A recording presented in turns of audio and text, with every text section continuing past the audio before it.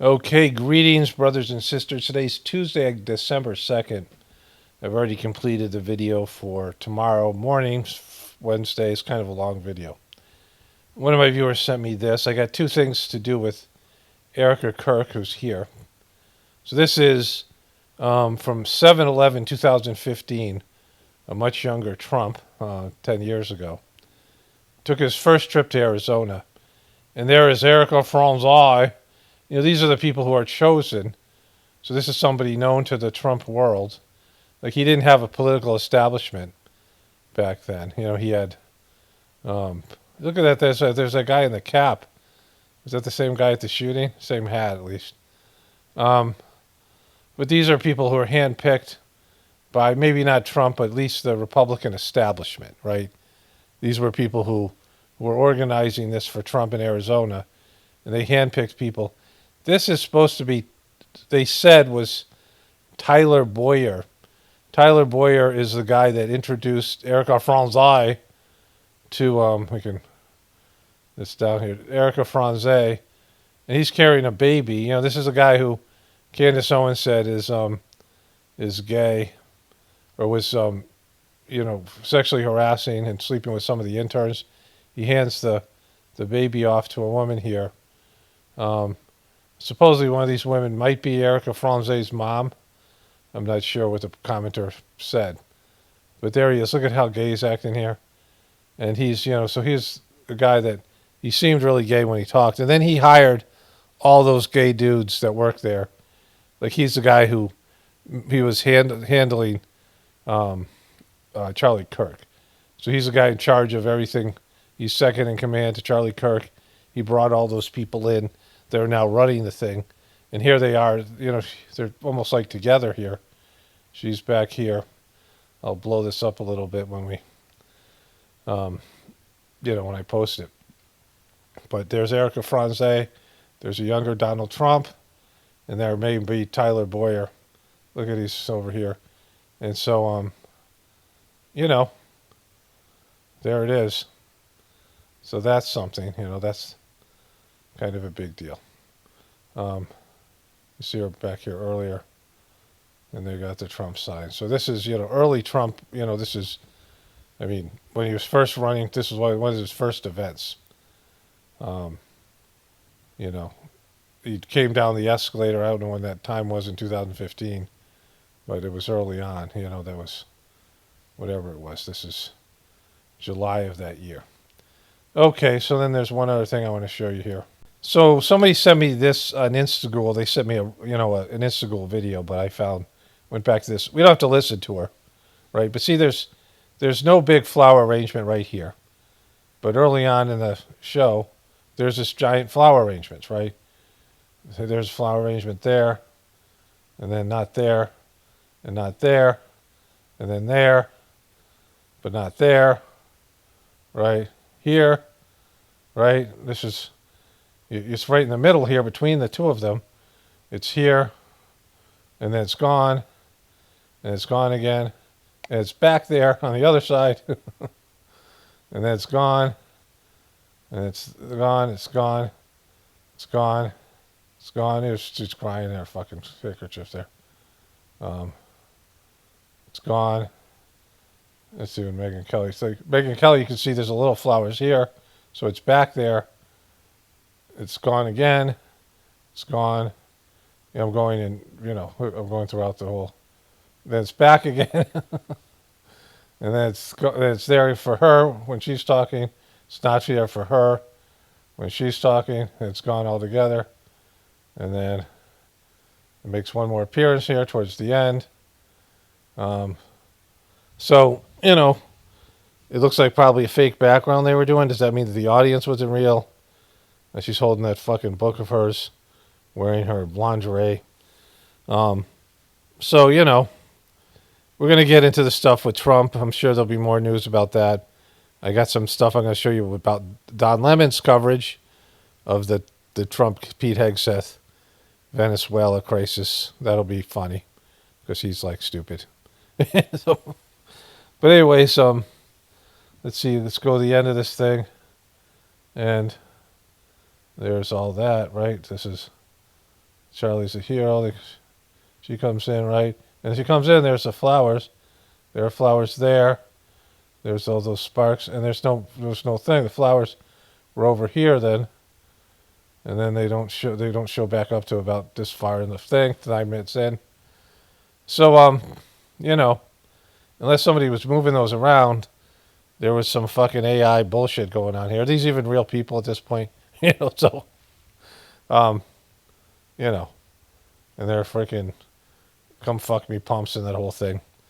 It's just it's a mess. Okay, I got to remember to put this video in somewhere. This voiceover somewhere in the beginning after I do some of the early stuff. We all live under the false assumption that, for example, the grocery stores are always going to be there. Like every person believes, like let's say you're saving for retirement. I'm getting to the age where, you just can't work anymore, right? I mean, I could do this forever, but you know what I'm saying. And even then you lose the ability to, I talked to my brother, I don't know, about 5 years ago. So he's probably 12 years older than I am now. And he would tell me the same story over and over again in the same conversation. He would repeat the story every time we talked. A story would come up and he'd tell it twice in the conversation. He was still in pretty good shape, and I'm sure he'll go another 10 years. I mean, my family lived into their 90s, but your mind starts to dissipate, and I can't do this job if I'm like, I'm already forgetting names more and more often. I still have a good memory, but not for those things. And so so there's all that stuff, right? But either way, you start thinking about retirement, and one, you think the money that you saved, it can be like $5 million. And, the inflation, I mean, the money can be just taken out of your bank. Like that's been done already. The banks can always take your money if you put it in, whatever it is, right? Your investments can fail. Any numbers, things that people have. Even if you're a really wealthy person, let's say, all those things hold up, but there's no stores, right? We saw what happened during COVID when there was a run on the stores. Run on the bank. So we went to a bank, my wife and I, and they didn't have any money left, right? Like a couple of days after COVID hit. And so, you might have cash, but it's all it's worth is to start fires with, because, you know what I mean? It'll be worth nothing, or there won't be any place to spend it. What I'm saying is that you think things are going to be there, things that are here today are going to be there tomorrow. And people experience that with jobs. All of a sudden you get fired with no real explanation out of the blue, or your company goes bankrupt and you can't find a job. People have gone from making hundreds of thousands of dollars a year to being in a tent in 6 months. That happened in California during these economic collapse crises that we've had. Nothing is guaranteed is what I'm saying. Your spouse dies, your family dies, you're a kid, you have everything's going great, and then your parents are in a car wreck, and then next thing you know, you're an orphan, and it's like you're in some kind of foster home somewhere, and your life is just turns upside down. This happens all the time. A country invades another country, and any number of things can happen. Economic collapse, hyperinflation. So just because things are a certain way today, you can't count on them staying that way forever. And I used to talk about how when I first started a homestead, people would say, well, what have you learned from like doing that? Or, so some sort of variation of that question. And I would always say how dependent we are on the system. When I realized, it's not all that hard to do things like milking cows and, making cheese and farming. It's harder without equipment and things like that. But it's the collective amount of work that's overwhelming. It's the routine. It's the, you didn't grow up with it, so it's not a part of your early impressions as a kid. It's not, you have to learn all of it, and it's a little bit, clunky and things like that. And, when you see how much you would have to do to have the kind of lifestyle, because you can have milk, sure, you can have a cow and have milk. You can have meat, you can raise livestock and, have enough meat and protein, that's great. And you can grow some vegetables and you can have some fruits and things, but, it's not like any of that stuff is, I mean, if you have a freezer, sure, you can have meat all year long. You can have meat in the freezer and, you can have protein. But, where do you get your tomatoes in the winter? Where do you get you have to can everything. Then you have to preserve everything. So you not only have to grow it and harvest it and maintain it, but then you have to can it and preserve it. You got to make sure you have enough food to get through the winter, and then enough food to start growing food in the spring, and then like you can't have any gaps. And how much food you need? How many how many like black beans you have to grow or whatever it is, right? And so these are the things that people don't think about or aware of that just show up at your grocery store. The system does it for you.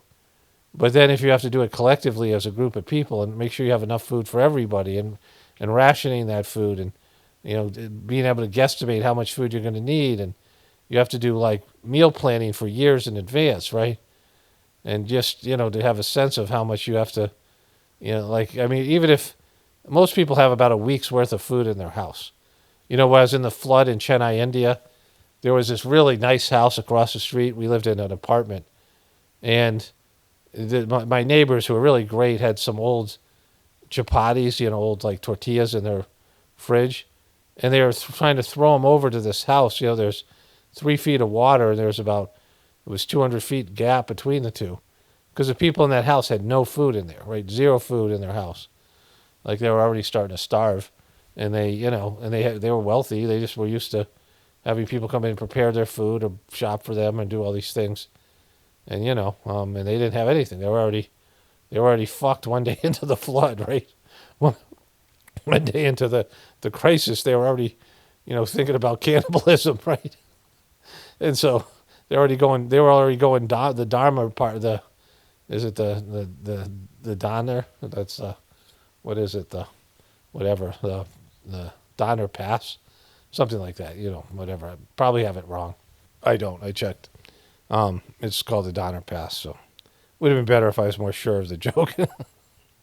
There's nothing like a good cannibalism joke to start off the video. So, but this is how it is. Like thinking that everything's going to be status quo in 5 years or 10 years, especially when everything's so chaotic and our country's clearly collapsing around us, and that there isn't going to be drastic changes, and that the system will always be there for you. And so what I realized was there was some time in the past, every once in a while I talk about this because, new viewers have to hear it and people, don't remember things. But a long time ago, our ancestors lived in villages, in tribes, and they were, basically a small village-based, family-based economy. And they had lots of skills. They knew how to do everything, and their lifestyle, they didn't have as much stuff. They had to make all the stuff. I mean, depending, how far back you go, in some periods there was no manufacturing, but even a couple hundred years ago, people knew how to grow food. They knew how to farm. They had, gardens. They had all these things, and they also could earn a wage or an income. But at some point, the powers that be either forced people or persuaded them to give up their homesteads, give up their skills, and do one specialized skill. Do one, be a cog in the wheel. And you'd get paid money for doing that specialized job. And then with that money, you'd buy everything else. And the promise that they were making, without maybe, verbalizing it, it was there, is that this will last forever. That we're never going to have to go back to homesteading. We're never going to have to go back to growing food. And you can give up these skills, and your grandchildren and your great-grandchildren and, many generations into the future, it won't matter, because there will always be this society. And, you won't have to do all these things and know all these things that your ancestors had to do and know, right? And that was a false promise, because there has been civilizations like this, or people, wealthy people, lords, and, people like this, so who are, kings and, people of wealth, that grow up without having to do any of these things for themselves. There's an Indian guy, a preceptor, who, there's a guy that they call the commander. He was a former naval officer, And he said to me, this guy over there, that rich guy over there, he doesn't even put on his own shoes. This guy who was talking to me was someone who was, a higher up person in the Indian society.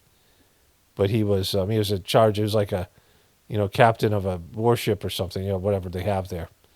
So he was somebody, he was somebody on this top 1%. He said that guy over there doesn't even put on his own shoes, right? The amount of servants that they have, people would have 5, 6 different servants in their house. They had drivers. People didn't drive their own cars. The wealthy. And those people are always like fucked when things go south because they have zero skills and their money's worthless. And all the stuff that they've been trained to do and their habits that they've formed no longer suit them. I was watching, my wife and I are watching this movie, A Gentleman in Moscow or something like that. And it's a guy who used to be a former duke or something. Not a duke, a count or some fucking thing. I don't know. I'm watching. And the guy, it's the time when there was the Russian Revolution and they were killing all these people. And he's living in this plush hotel. And, he's under constant threat and, he's just waiting for someone to kill him.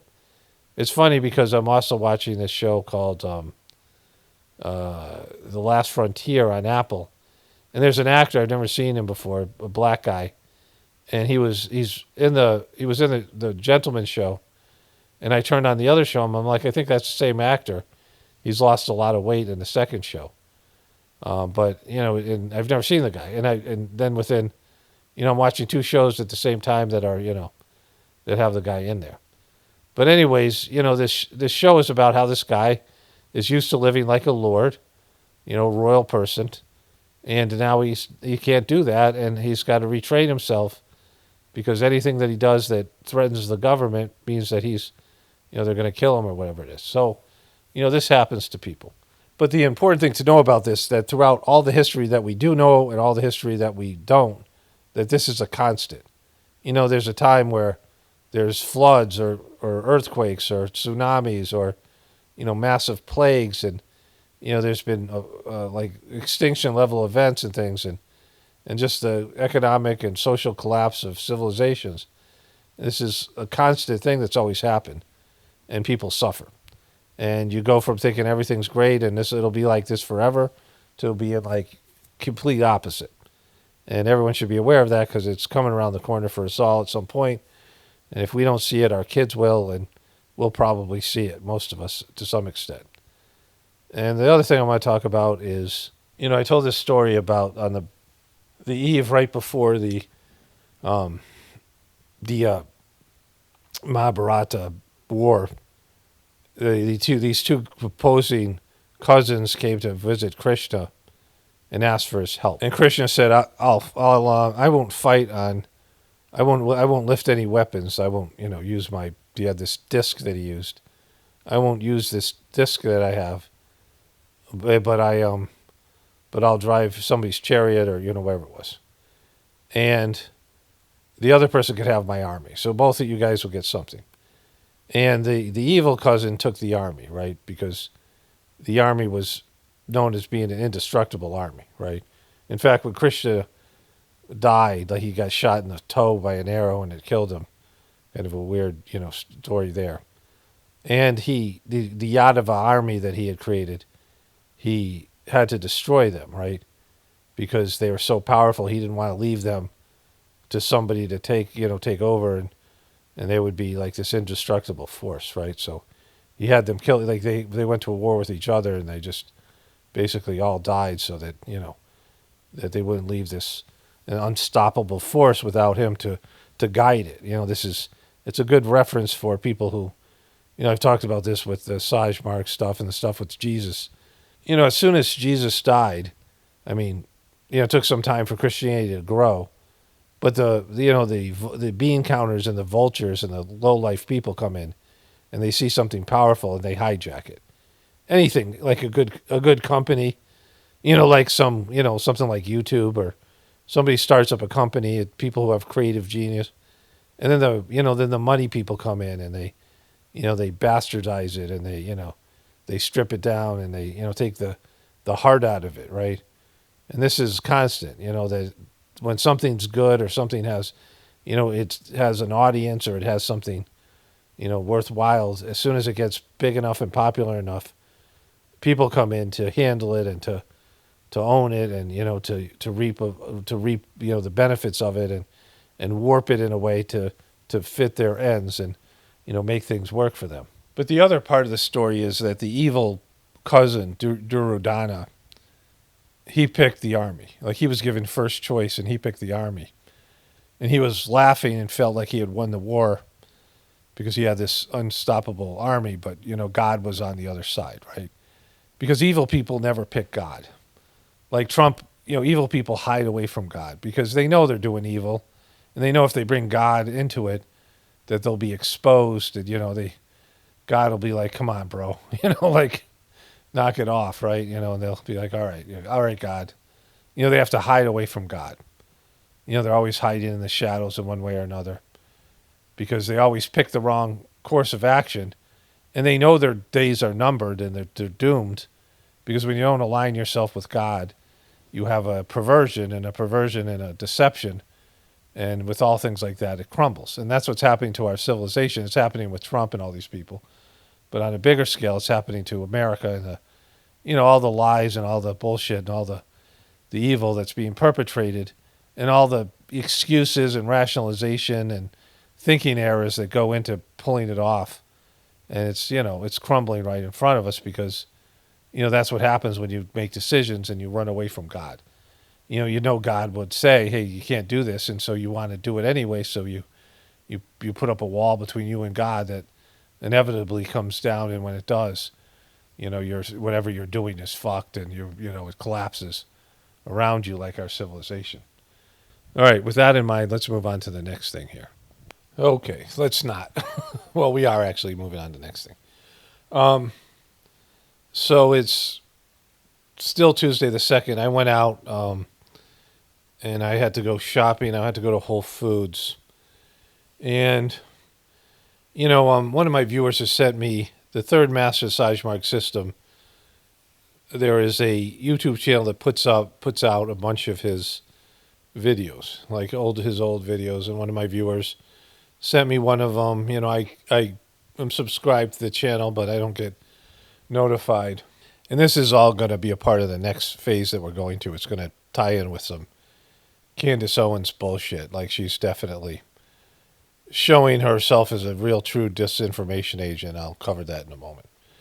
And so I'm listening to the video, and it's, some of these talks that I had wanted to hear again. And there's Indian music playing in the back. And, it's one of my pet peeves. I've talked about this here. I don't put music behind my voice for a variety of reasons. Music is used as a manipulative tool because there's music that they use for horror movies. There's music that makes you agitated and cause you to stress out, right? There's music they use to make you sad and dramas, and there's humor. There's light music for these various movies that were for comedies. There's all these ways they use vibration to affect your mood and suck you into the story, right? To pull you deeper into the story. And people who make content on the internet have learned to use those same tactics. And it distorts from the vibration of the person also. And, listening to Master Chargy before, without music, it would have an effect on you. But the music is off-putting. And it was really irritating to me.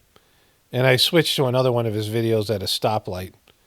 And it was equally, it also had music. I was like, fuck. And I'd written to the person who runs the channel. He said, well, he's just finding these videos that other people have already done this stuff to. So I'm like, all right, well, there's nothing you can do about it. So a lot of these things are lost.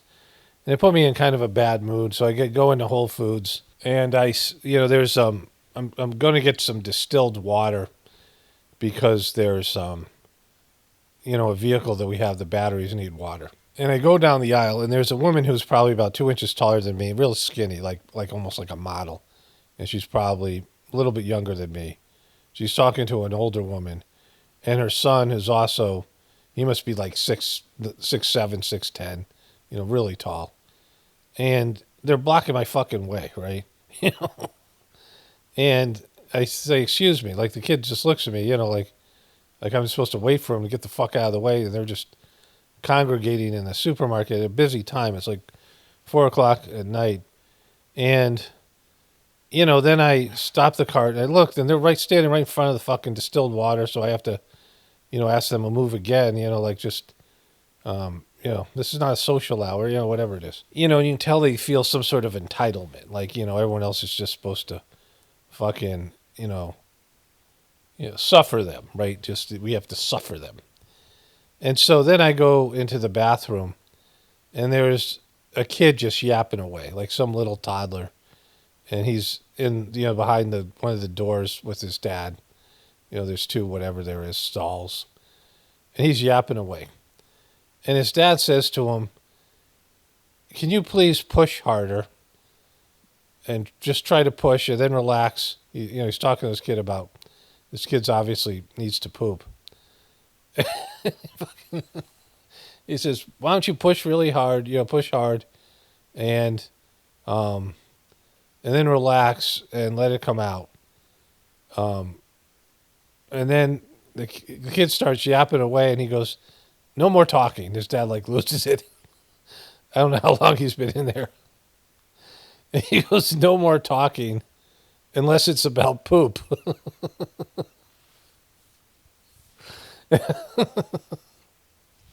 And I'm like, "Oh, you belong on mainstream media and the internet." Because that's all this stuff is. It's basically talking about poop, right? And I'm trying not to laugh, and I'm resisting the urge to yell, "Hey, Father of the Year!" And so then I go and I leave, and I have to get some more stuff. And there's an older woman in front of me with a cart, and a guy was showing her around, and just walking so slow. And I know the traffic's going to hit. The sooner I get out of there, the better. So then I return to my car, and I see that Candace Owens going live in about 4 minutes. And I'm kind of bummed because I want to take a break from all this stuff and listen to this video of Master Chargy. But it's just, the music and the stuff is so off-putting that I'm like, all right, fuck, I'll listen to Candace Owens.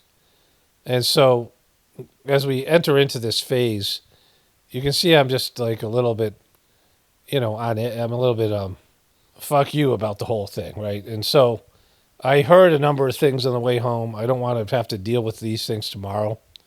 She said she was going to, well, let me go to this other thing, and we'll start with that.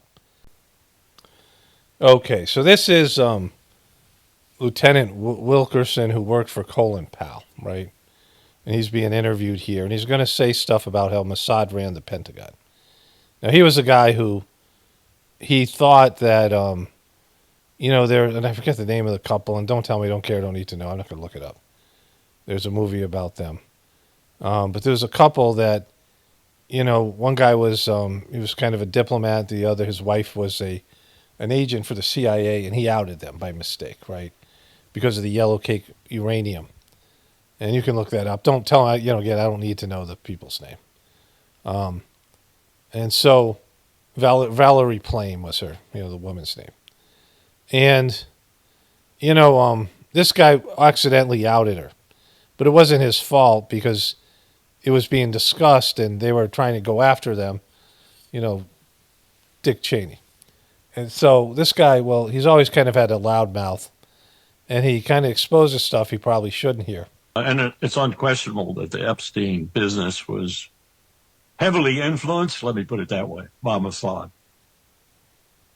And so that's somehow emblematic on these huge geopolitical issues. Yes, I watched Mossad take over the Pentagon.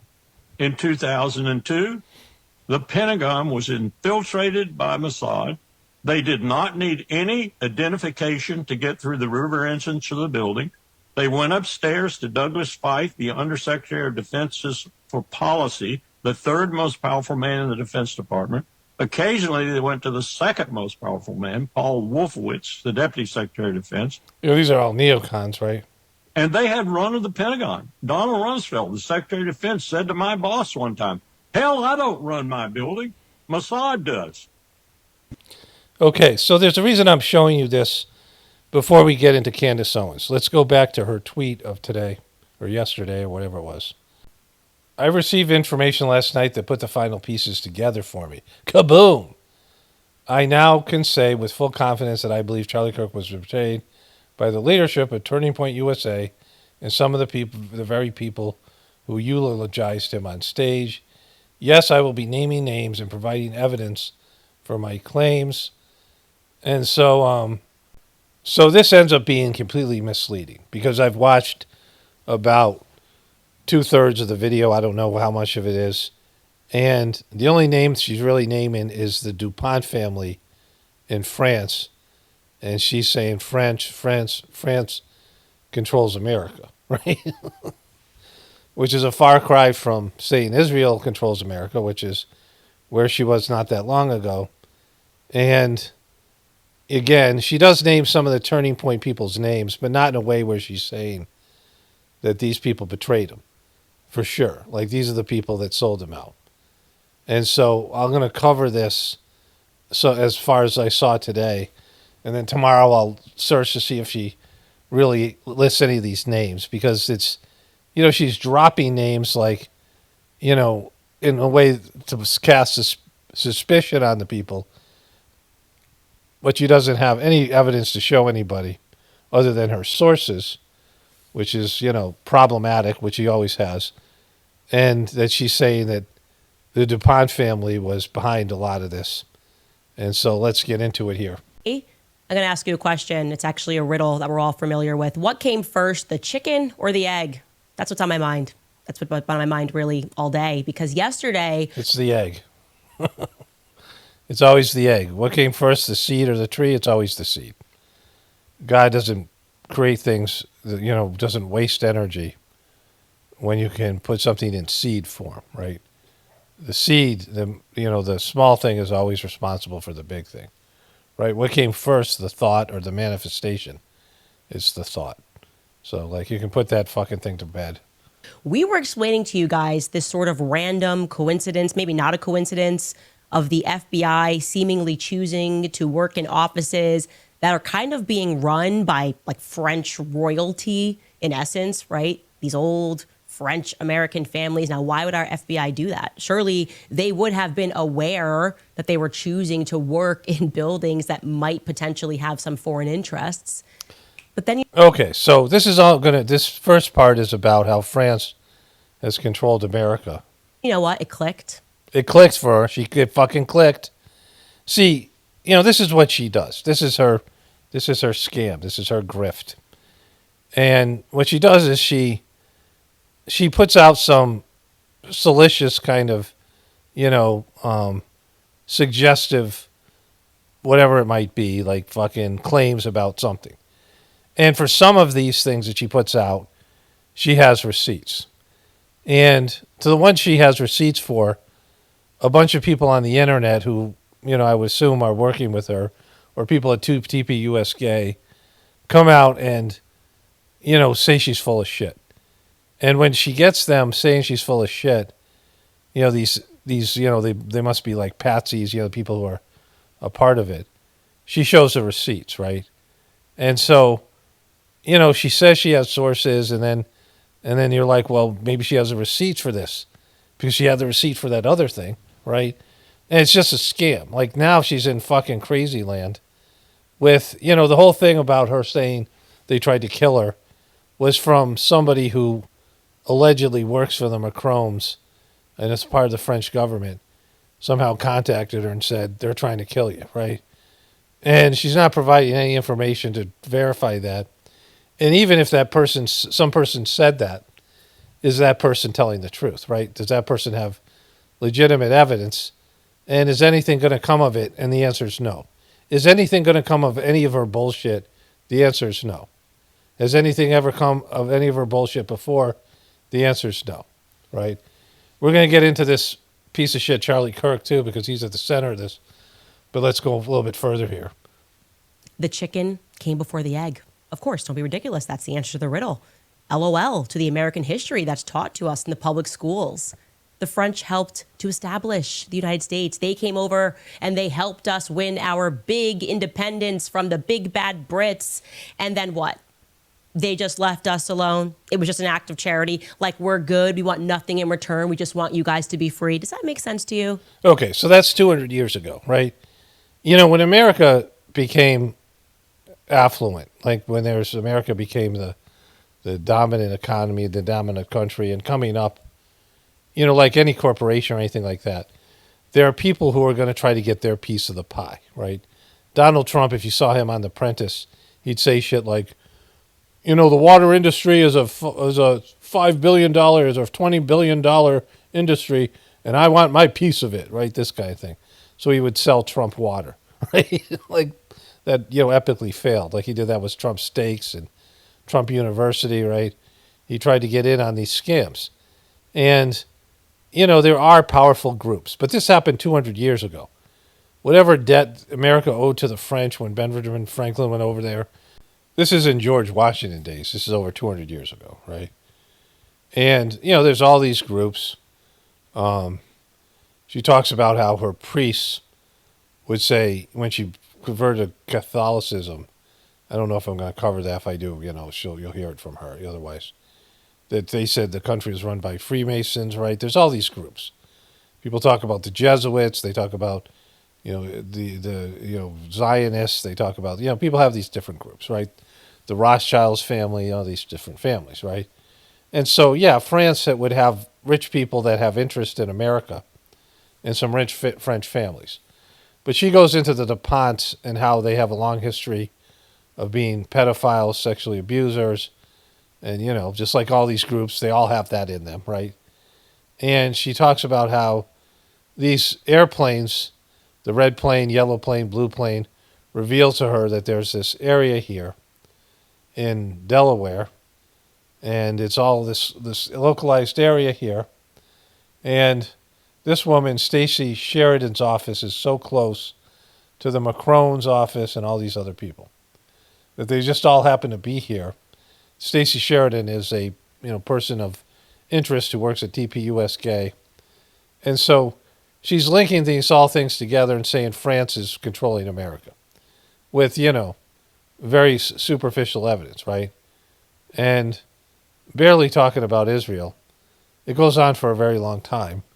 It's 10 minutes or so, and then she mentions Tyler Boyer and Stacey Sheridan here. Delaware isn't, you have an LLC, you're supposed to have a registered agent, and people tend to choose between Wyoming and Delaware, sometimes Las Vegas, to form their own corporations. But wow, what are the chances that Stacey Sheridan has a registered agent that's in that building too? Because I have LLCs, and I've got LLCs in Delaware, and I'm not even in Wilmington. There's a lot to choose from. It's a whole state. Yeah, it's a small state.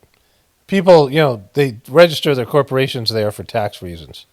That's why Delaware's claim to fame. You know who else is there? Is Joe Biden. Is he controlled by the French too? Like, what's happening? But Stacey Sheridan's registered agent is there too. People had noted, by the way, that she had a few LLCs, which she was getting paid through. It could all be above board. I don't really know, but the one it could be, but I don't know. But let me imply that it isn't. Right? Stacey Sheridan is speaking about as Cloverstone Ventures. Stacey, by the way, is the Senior Advancement Director at Turning Point USA. She was brought in specifically by Tyler Boyer to raise money and to take Turning Point to... So that's the guy that we see. He seems to be the guy that we saw in that video, which is interesting. That video is on the same day, 10 years ago, that is July 11th, in which Tucker Carlson would give his speech at Turning Point that would set a lot of these things into motion. So there are some coincidences here, not coincidences, connections. But the reality of the thing is, she doesn't have shit, right? The next level. And regarding Tyler Boyer, now we could say maybe a couple of weeks ago that he's a criminal, but actually Donald Trump pardoned him.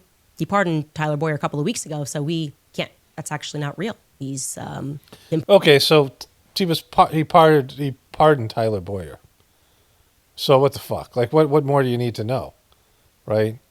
I mean, I'll check this out before next time we take a break.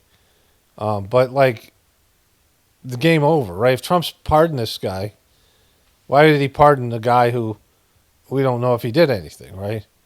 And he's the guy who was second in command of Charlie Kirk. He was Charlie Kirk's handler. He hired all those, gay acting dudes, all the guys you see running the thing now. And he introduced Charlie Kirk to his Erika, J. Kirk. And they were together at that. He was just a rower. He was a few people ahead of Erika Kirk in that Trump's initial visit to Arizona. And so this is all connected, right? And if these people are all involved, then you have no chance. Like, how are you going to get, she's going to plead for everyone to ask for answers to her suspicions, right? We'll get to that in a moment. Okay, so there's no transcript to this piece of shit. So I can't find the exact parts I want to get to. I found one of them. She has a lot of innuendo, speculation, this kind of going down the rabbit hole with Glenn Beck and Alex Jones and these things, which we've seen be very effective in dragging people in. And people, believe her story, want to believe her story, right? She talked about a comment she got from some viewer and said, the reason why the Macroms are suing Candace is because they thought she'd be assassinated and the lawsuit would go away. And Candace was like, oh my God, I didn't even think about that, right? It's just like really fucking goofy. But Bibi Netanyahu, there was that famous meeting. He talked about it when he gave his little announcement after Charlie died, because people were starting to accuse Israel of killing him. And he said that Charlie was going to come to Israel. Of course, he wasn't. And Charlie was offered to take Turning Point to the next level by Netanyahu. Like, everybody knows that. And maybe they do, maybe they don't. It's hard to tell with her because she's not trustworthy. So then she says this. And I want to be clear, this part is speculation, because something that he maybe learned when Bibi asked to take it to the next level made him think, maybe I should look through Turning Point's finances. Like, where is this money coming in from and where is it going? And I don't know that for a fact, but I think it's a fair question, a fair investigative question, is what inspired Charlie to suddenly be concerned about not just where the money was going, but where the money was coming from. Was an offer made to him that he declined? Yes. What was that offer for in exchange? And I want to say this, Charlie said no. So Charlie died with his soul intact. That's fucking bullshit, right? Now, this is where she, it's not that she has credibility, because what she's trying to say here was Netanyahu, and it's going to be DuPont, right? DuPont's involved, this one of the DuPont fucks. The DuPont chemical company, the DuPonts. They have the DuPont mansions you can visit, like some of them. But what she said there was that Charlie was offered like billions, like taking Turning Point to the next level. And he was going to have to give something up, like it wasn't like he was being gifted something. And he said no to it. So therefore he died with his soul intact, which is bullshit, because she knows, and we all know, and Charlie admitted to this, and it was covered by Tucker Carlson and Megyn Kelly, that Charlie Kirk took hundreds of millions of dollars from Israel. So maybe 300 million buildings were built, and it's made Turning Point into what it was, which to me is some kind of money laundering organization that masks as having some kind of influence on people, right? And his one job was to go to college students who were rightfully upset by the genocide that was being perpetrated in Palestine, and tell these kids they were full of shit, and pitch these ridiculous Israeli talking points so Israel could complete the job of decimating the Gaza Strip, blowing up all of the buildings, making it uninhabitable, and then creating a situation where they can go in and claim this land with Trump and everybody else, right? So it's a massive land grab. 600,000 people or more have died. 300,000 children, right? This is the, what's being said. And Charlie Kirk was a part of it. So his soul isn't intact. I mean, first of all, your soul isn't not intact, right? It's, it's burdened by whatever the fuck you spread on it with your shitty life that you've lived and bad choices. And Charlie was, I mean, lots of people do bad shit, but not so many people are front and center of convincing kids that they're wrong about a genocide and helping a foreign country, bribe their way and manipulate their way into getting America to pay for that genocide, right? So there's, I mean, I don't believe in hell like Christians do, but I would say if there is a hell, Charlie has a special place in it, right? So fuck that guy. And so all this is about a guy who was willing to take hundreds of millions of dollars, but then when he had his company built by this bad acting foreign government, when he shilled and took his shekels, and then and I guess francs too now, he took his francs from France because of DuPont's, and then when he started realizing he was going to lose his credibility because the talking points were just getting ridiculous and everybody on the right was going a different direction. And he knew that Jeffrey Epstein and Mossad were connected, and Trump was, all the stuff that Trump was doing to hide his connection to Mossad. So this is just fucking silly. This is about a piece of shit who got shackled up and then tried to turn on his owners, and they whacked him. Like, that would be the most logical explanation. But not for Candace. Dying for the soul intact. He said no. He said no. Yeah, he said no after saying yes. Right? He said yes, and then when he got what he wanted, he said no. Right? Or whatever it was. Because, again, if he said yes again, he would have lost his audience and he would have lost credibility. He would have lost his, everything. And so, and we don't know whether he said no. We don't know if he was still mulling it over, right? Because he had been shackled up before, but either way, he was a piece of shit. It's too late to say no, right? The damage had been done. No to a lot of money. But it was actually a tip that I received early on that pulled everything together for me in a really dark way. It was water cooler talk at Turning Point USA immediately after Charlie's assassination. A few people had signified and were speculating and thinking about things that were weird. And, I told you we had so many people from Turning Point USA that were just venting in our tip box and telling us that... Again, so who are these people? Like, these are anonymous sources that are putting out tips for her that, I mean, there's no way to fact check these things, some of them, including this one, right?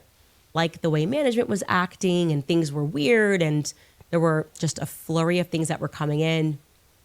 And a few of them had signified that one of the things that was being whispered about that people thought was quite odd that they learned that happened on the day of Charlie's assassination was a rumor pertaining to Justin Strife. So she was talking earlier about how, that when Charlie wanted to do the audit, he put this guy Justin Strife in charge of, he was going to take Tyler Boyer's position of COO, right, the second in command. So Charlie was already in favor of this guy, right? This is her naming names. Like, it's not her giving evidence. It's her, throwing shade, right? An oddly placed phone call that he made almost immediately, as they say. This is alleged. It wasn't on the phone call after Charlie was shot. And I will say allegedly because there's 6 people at Turning Point USA who have said this, that were talking about this. This rumor got passed around. They said that Justin had placed an immediate call to a donor prospect. And I said, that's weird, okay? I'd like to know more about that. Can everybody try to figure out what donor that was? Now, it's possible it could have just been a very close donor friend. Charlie had them. He did. There were some donors that he loved like family members. Yeah, but they were shecklers. They gave him shekels, and they wanted something for it. And so that was a potential long shot thing, but just interesting. I'd like to know who he was so close to that required an immediate call. Then it turns out that these ladies told me that this donor actually had a pretty big piece of bait on the hook for Turning Point USA. No way. Big fucking bait. I mean, again, this is anonymous, speculative hearsay, right? You know, and I'm not saying that they're all scumbags. You know, they're all guilty. But she's just leading her fucking sheep down a fucking rabbit hole here with, with just never-ending rabbit hole with no results, right? A piece of their billion-dollar company. They were anticipating some IPO, and that this was going to be life-changing money, okay? We're not talking like, oh, a check that's going to be reeled in for $5 million or $10 million or $50 million. That's life-changing money, right? The $90 million that Turning Point USA raised in the first couple of weeks following Charlie's assassination. We are talking like billionaire money, potentially billions of dollars. And this was a very big secret, a huge secret. Just a handful of people were allowed to even know about this, that this was happening. In fact, there's probably people that are watching this right now at Turning Point USA who work in donations. I think it's a pretty large department that have no idea, have never even heard of this because that's... Yeah, because it might not even fucking have any basis in reality. You know, I mean, this is the problem with Candace Owen. She's putting out all this shit without proof, and you know she doesn't have proof because she's going to say it right here. How incredibly top-level secret this was, okay? But people began to find out about this because of just an unfortunate conversation that had been left unattended to, okay? Now, why was the secret supposed to be so guarded? Why is this person getting a phone call? I wanted to know. I wanted to know more. And you did? You did? You wanted to know more about this? You weren't just going to leave it like that? You wanted to get to the bottom of it? That's crazy.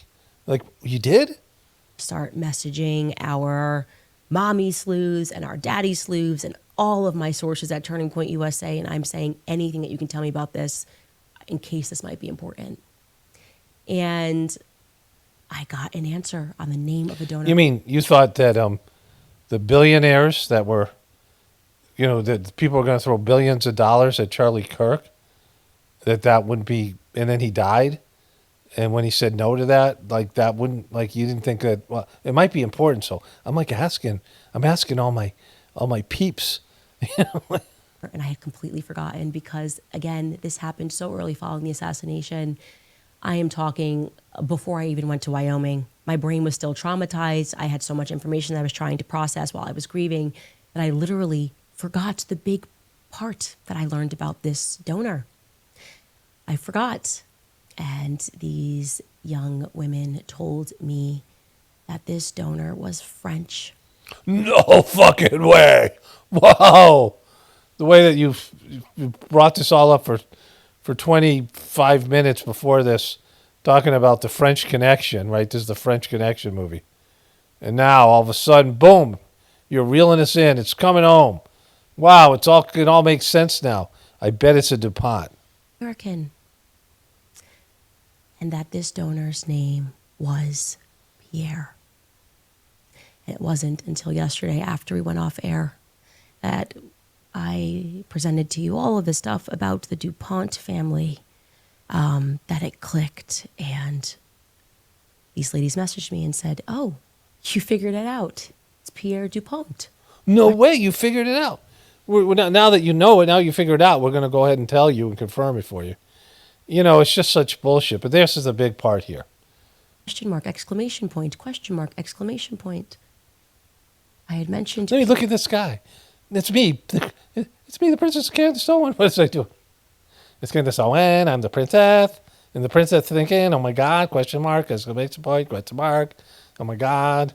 Pierre DuPont on yesterday's show. And this took my breath away. Took my breath away. I was like, oh my God, the princess is losing her breath. I'm the princess. Erika Kirk's not the princess. I am. Fuck those DuPonts. I'm the princess. They're trying to murder me. To be honest, I cried really hard yesterday. I did. I just cried. I sat down and cried. I'm like, those DuPonts. Fuck those guys. They're making me cry. My goodness, how could I have forgotten that this donor was French American, that was the big thing. And I was racking my brain trying to figure out that time because I hadn't even considered France's I involvement. mean, what's the odds that I would investigate the president of France and find out his wife has a penis and that he has a penis, and I made videos about it, and they got all fed and tried to kill me, and then those same people were trying to hook Charlie into their bullshit with their French money, and I mean, even though he was shackled up for years, is now the French want a piece of him too, and I don't know why, even though the French don't have any interest in here like Israel does, but no, there was something going on there, and then I was like, oh my God, it's all coming full circle. Anything like, who do I know that's French and has tons of money and is involved in technologies and could possibly be working on a big check that could be kept secret because it's about to IPO and billions are on the line, and then it all kind of came together. And I would like an answer about this Pierre, the billionaire French American donor, and I would like a clean answer as to whether or not it is Mr. Pierre DuPont. Yeah. Because this would be a devastatingly dark story. It would be. It's just so dark. And my sources are very sure that this is what was on the line, that this was... Your sources were? Your sources, okay. My sources. It's always about our sources, right? This is not anything that's going to make a difference because, you have to have some sort of justice system, right? Where you could bring this information to. If you're already saying that Trump is compromised, which we all know he is. If Trump is compromised, Trump is shackled up by Israel. And that the whole system is corrupt. And there's no media. There's no, papers that are going to take this thing seriously, right? So, like, even if this thing was true and it's not, even if it was true, there's no accountability out there, right? And so she would know this and know that saying this thing publicly would be bad for her in one way or another. And, making these accusations and things, because there's no, she could get totally Alex Jones'd here, right? They sue her out of existence, charge her, come up with some bullshit lawsuit and make her pay $4 billion, right, that she doesn't have. Any number of things, if not kill her, like legitimately, because they could, is the kind of power that she's talking about here. But all she has is sources, and then this here. Life-changing money. And they are very sure that this individual got a phone call after the assassination. And I think that we deserve to know. I don't think this should be a secret, right? We deserve to know. Okay, is that what you're going with, right? You're going with we deserve to know, right? Like you're an actual truther, like you pretend to be a truther, but you think that we deserve to know is got merit and has some validity to it? Well, charity shouldn't be a secret. Why? And by the way, it leads to more questions like, how could you say that you knew that your IPO was going to lead to billions of dollars? How could you promise that? How could you promise that? And did Charlie know? Did Charlie know? And I'm going to be honest with you. I know a lot of billionaires, they don't part with their money like that.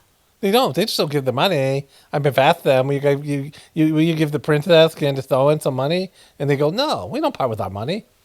They don't part with their money and offer people pieces of their company, people that aren't even their family members. So why was that offer on the table? Why was it? So many questions, and I'm going to ask them publicly. And I think that we demand answers. We should all be demanding answers because they'll give it to you. Right. So what you know about criminals, and you know this with Trump, it's going on right now with Hegseth.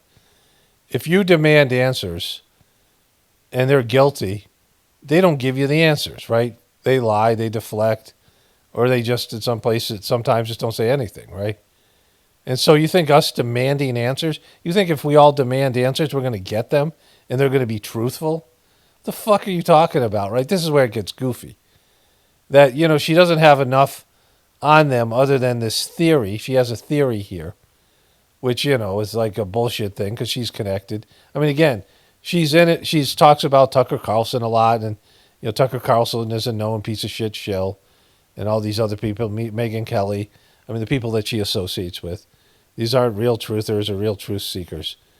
And she herself has been compromised by all these other things that she does, right?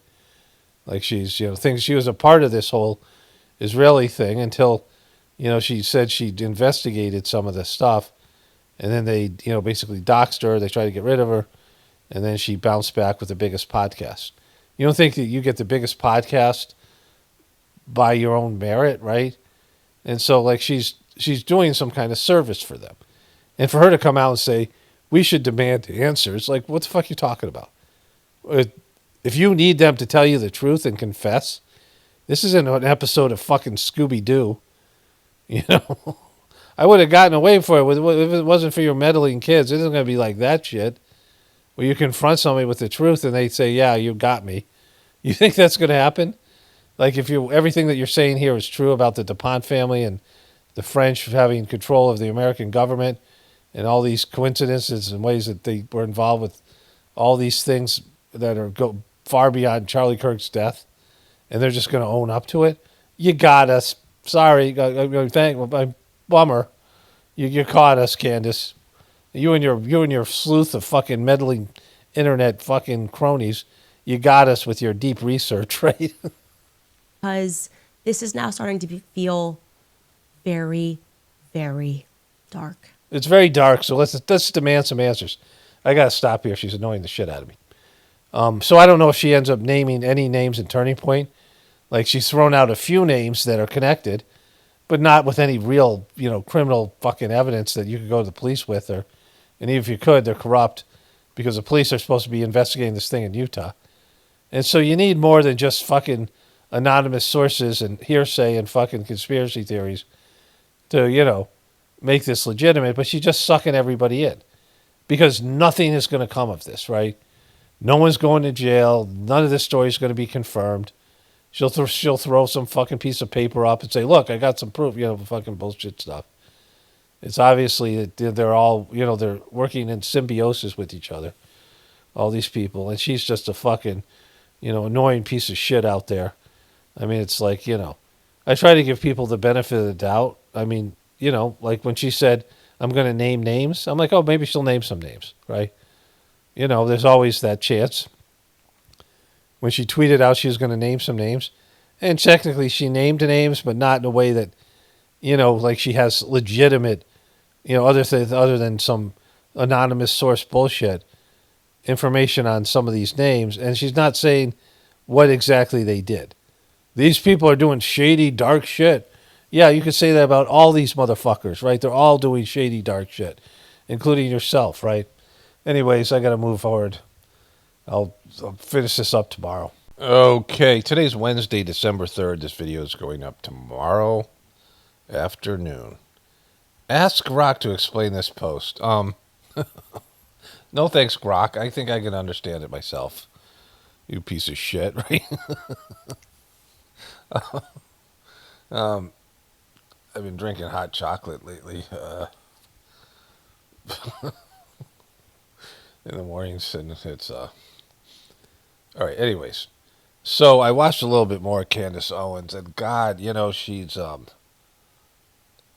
it in the beginning she was annoying, like just the way to me, just the way she presented herself, and then somebody told me she was from Connecticut, and that kind of made sense. Like the way that she articulates her, the way she's very, I don't know, it's provocative may be the right word, or just her facial expressions, but the way that she draws her audience in. Like, I can see how she's really able, I mean, she has the number one podcast, and there's a reason for that by the way that she,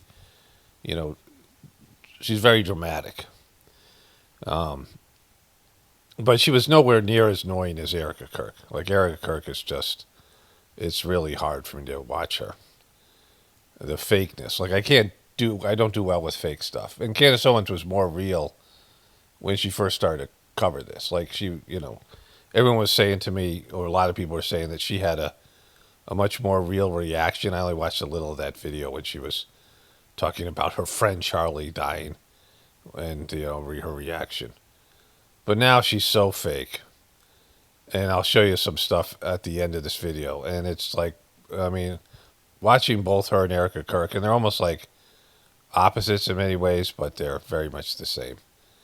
And Charlie knows how to pick them. And she's talking about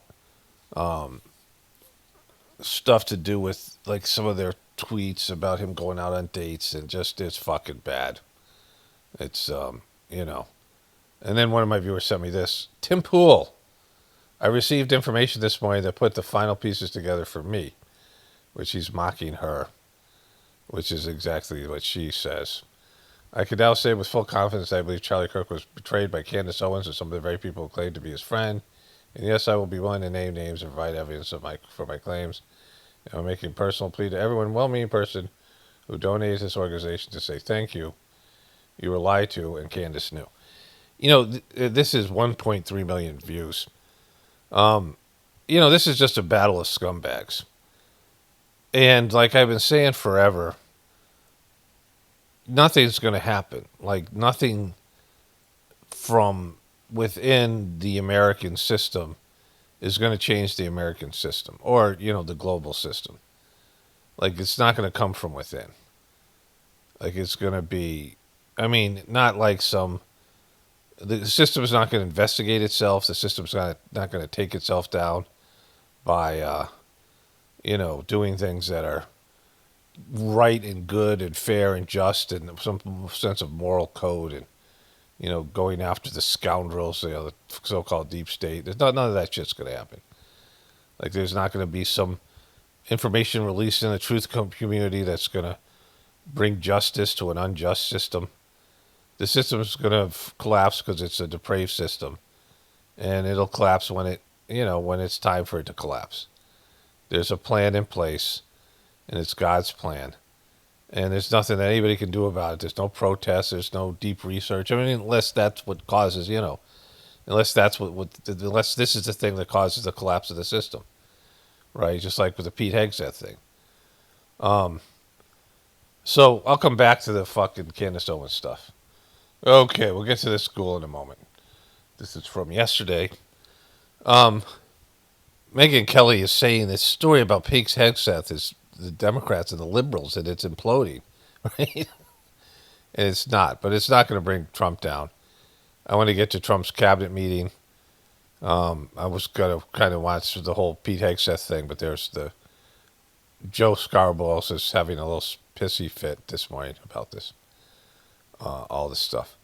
But, you know, to change this system, like if you became president and you know, you had a plan or you had some vision of how the country could be better, it wouldn't work, right? You know, the thing is that you would realize that no matter what position you're in this society, even the richest person in the world, even the person with the most control over the system, whatever that person is, you know, the people who have their tentacles in, you know, France. Even if you were France, you can't change the system. Like, even if you had a come to Jesus moment as the most evil, you know, influential person in the world, as soon as you went to change the system, it would eat you alive.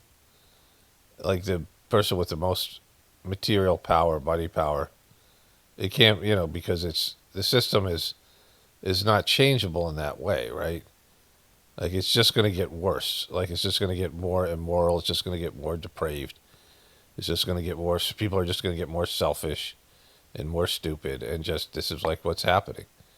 That's all that can happen. Like there's no changing any of these things. Like at some point you realize, you know, even with people in your life that you can see are going down a dark path. And you might have a lot of influence over them. You know, it could be your spouse and your children, or you know, some family member, and they won't change. They won't change, right? People just don't. And you know, maybe brief periods they look like, you know, but it's all, you know, based in destiny, and there's some scaras, and you know who they are as internally, and you know, events will unfold. I mean, you'll see somebody like an alcoholic, and they'll start doing great.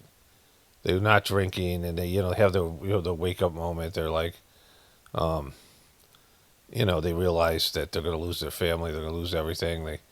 They get their job back, and they apologize to everybody and go into treatment, and they're really into this whatever 12-step program, whatever the fuck they're doing, and they're showing that they really want to change, and then events will unfold that will make it so that they are tempted again, and they'll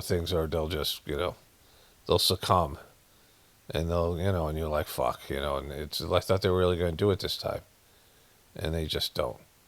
And so, there are times there are success stories, but even that, like, the person's still a piece of shit. Like, like they've got rid of that one thing, but there's not, it isn't like they've made it. Like let's say they get rid of their addiction, and they beat it, and once in a while somebody does that, which is great, it should be applauded. And yet they still aren't like sustained, they're not, they haven't made it. They haven't even become, maybe in some ways, even started their spiritual path. Maybe they have, but then they're just at the beginning, right? So, either way, that's why I always say none of these things matter. I cover them out of a sense of documentation of a system falling, and then contrasting with that with having a spiritual life, which I talk about extensively. The Gratefulness meditation, the videos are there. The YouTube channel is there, and the people keep on asking me about it. It's there, and whenever somebody talks about something, it's highly likely they've put some kind of links to that thing in their the whatever kind of box, the information box, whatever it's called, beneath the video. On all my videos, there's a link to the Gratefulness meditation, and from there's a channel video, and all these things. Everything's free, and people can do the system, and hopefully it works for you. I don't know, People say it does. Some of them, But anyways, let's get into it here. Over the course of 5 hours late last night, 79-year-old Donald Trump posted online more than 150 times publicly. The Daily Beast explains that in a lot of those posts, Donald Trump targeted his usual perceived enemies, people like Governor Gavin Newsom, former Speaker Nancy Pelosi, former Presidents Barack Obama and Joe Biden, former Director of the FBI Jim Comey. He called some of those former elected officials and government workers traitors again. He complimented guests who had appeared on Fox News in close correspondence to the time that he posted. Trump also repeated or reposted a lot of things, a lot of the usual right-wing MAGA content, boosted it with his retweets. He shared some videos of himself. In one of them, he insults a female journalist, and another one includes footage of his little cameo in the film Home Alone 2 from the... So the guy was spiraling after the Pete Hegseth thing. And, let's say this takes Trump down. It won't, because he didn't know anything about it. And, and it doesn't matter if he fires Pete Hegseth, but it matters in terms of perception, right? Like they want to see they're saying we didn't do anything wrong. And yet they're running for cover, and he's spiraling. But 150 posts, right? Like when you are looking at Twitter, and there was one post that sticks out. Like, I don't go on Twitter very much, and I don't have Truth Social. And when you look at, like, Twitter, and you're looking for one post that, like, something is recommended to me, and I go try to find it, because it's hard to get Twitter from my phone to the computer. So let's say I see a post. I usually take a screenshot so I know who posted it. And then I have to scroll through their bullshit. And sometimes there's 20, 30 posts, 40 posts before I get to it. It's only a day old. And they're like, fuck, this person's posting all the time. When I see somebody posting on Facebook or Twitter a lot, right? And I don't use those apps very much. But when I, just look at it, and I look at somebody's posts, especially on Twitter, you see more of the thing. But if you go to somebody's Facebook page, you see somebody who posts 20 times a day, right? Nobody's watching your shit. Like if I'm friends with you on Facebook and you post 20 times a day, I might see one post. Facebook might show me one post if I scroll through it. Nobody scrolls through it anymore.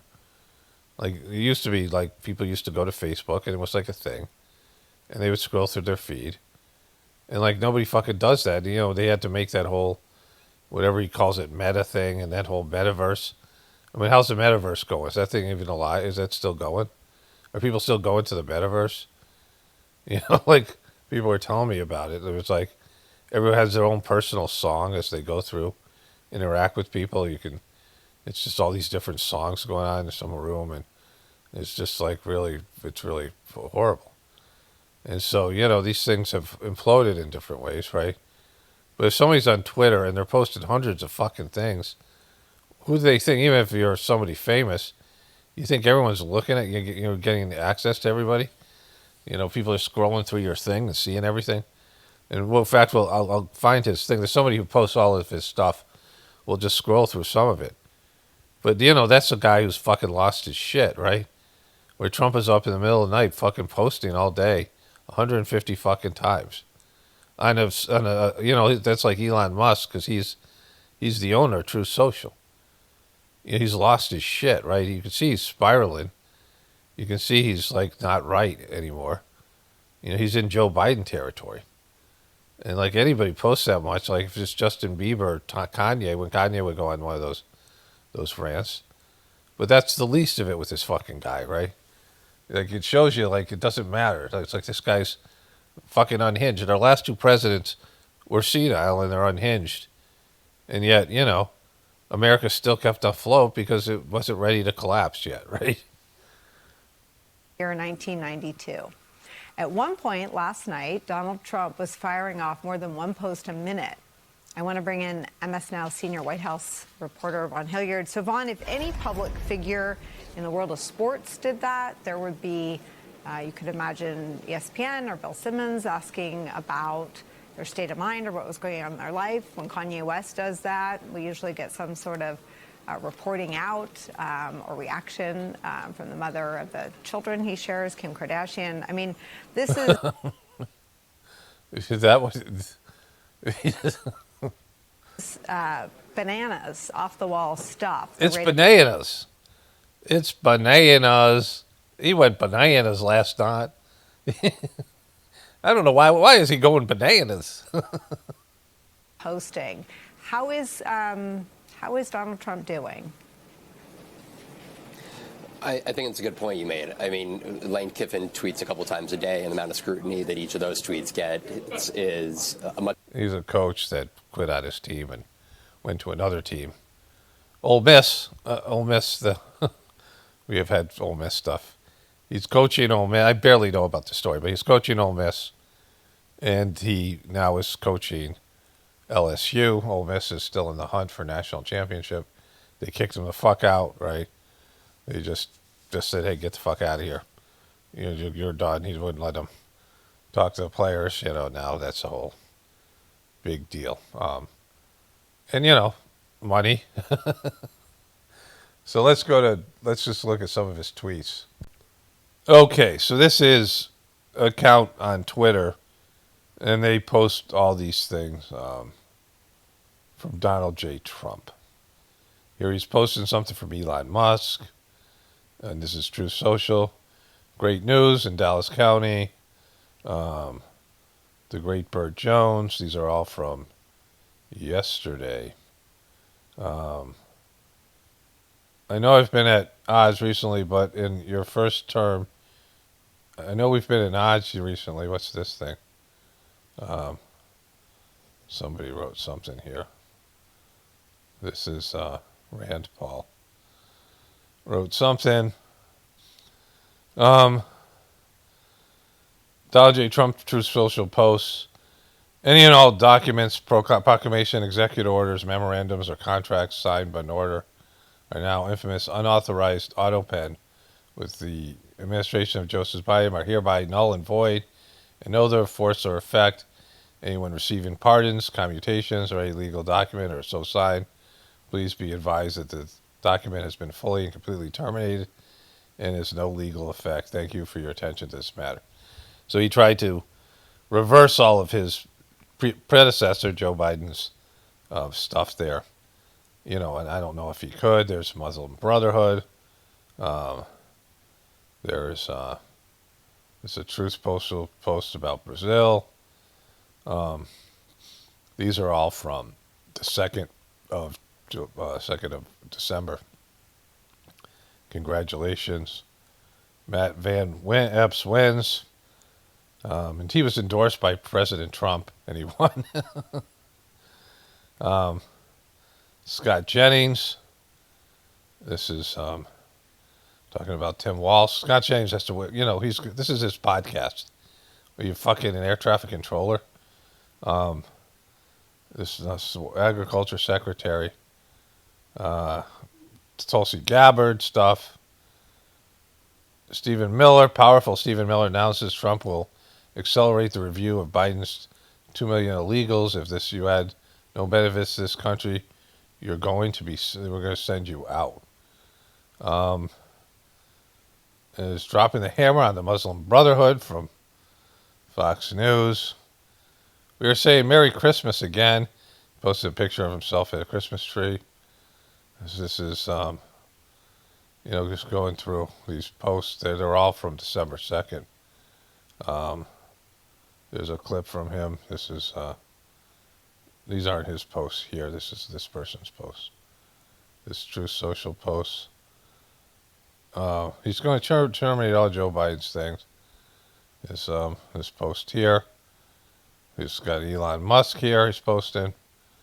There's his daughter-in-law. He posted, and he just goes on and on and on. These are just from one day, 21 hours ago, and he just, there again. There's his Christmas tree post.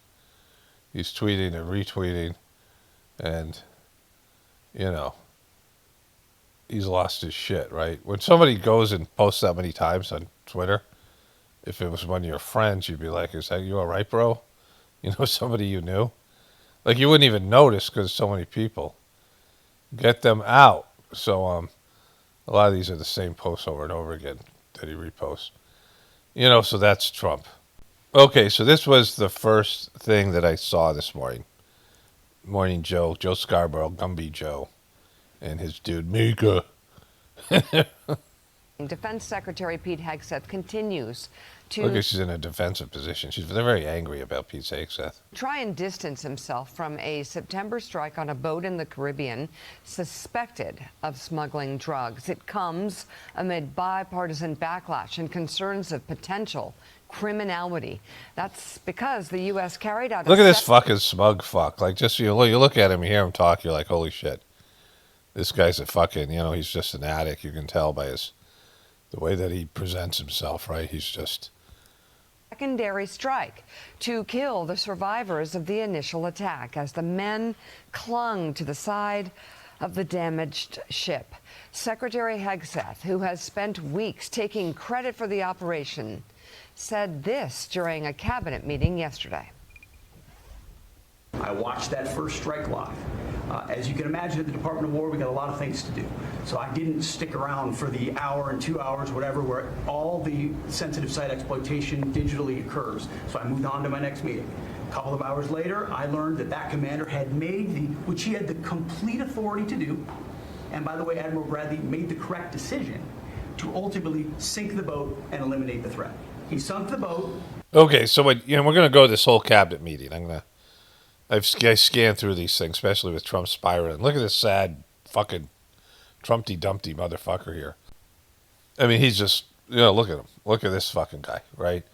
But the thing about this is he's saying he made the decision. Now, in the military, you don't get to make decisions like this, right? You get empowered to make decisions, right? This is Kash Patel saying we're letting cops be cops, right? That it would have to be under the blanket of Pete Hegseth saying to them, going into it, we hit the boat. What do we do if there's survivors? Like, that has to be part of the plan, right?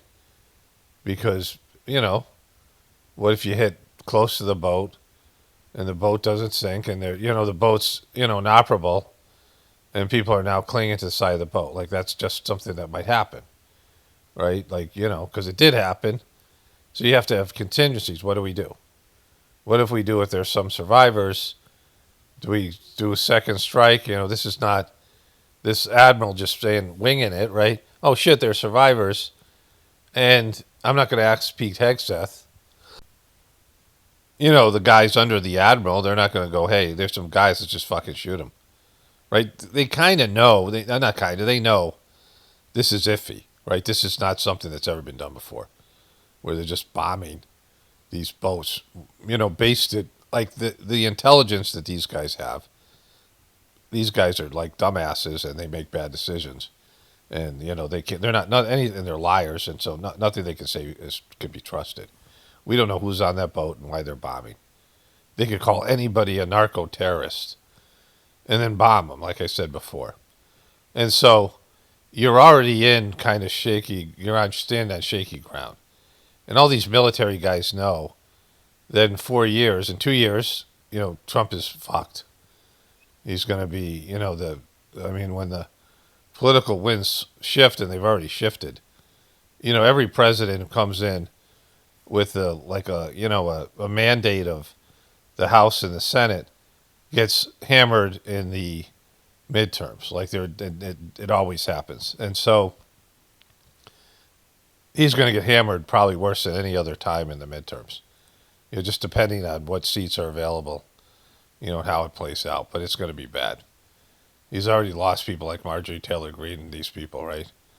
It's imploding. The guy, he's clearly just fucking, he realizes that, it's over. This guy's just depressed and he's losing his shit.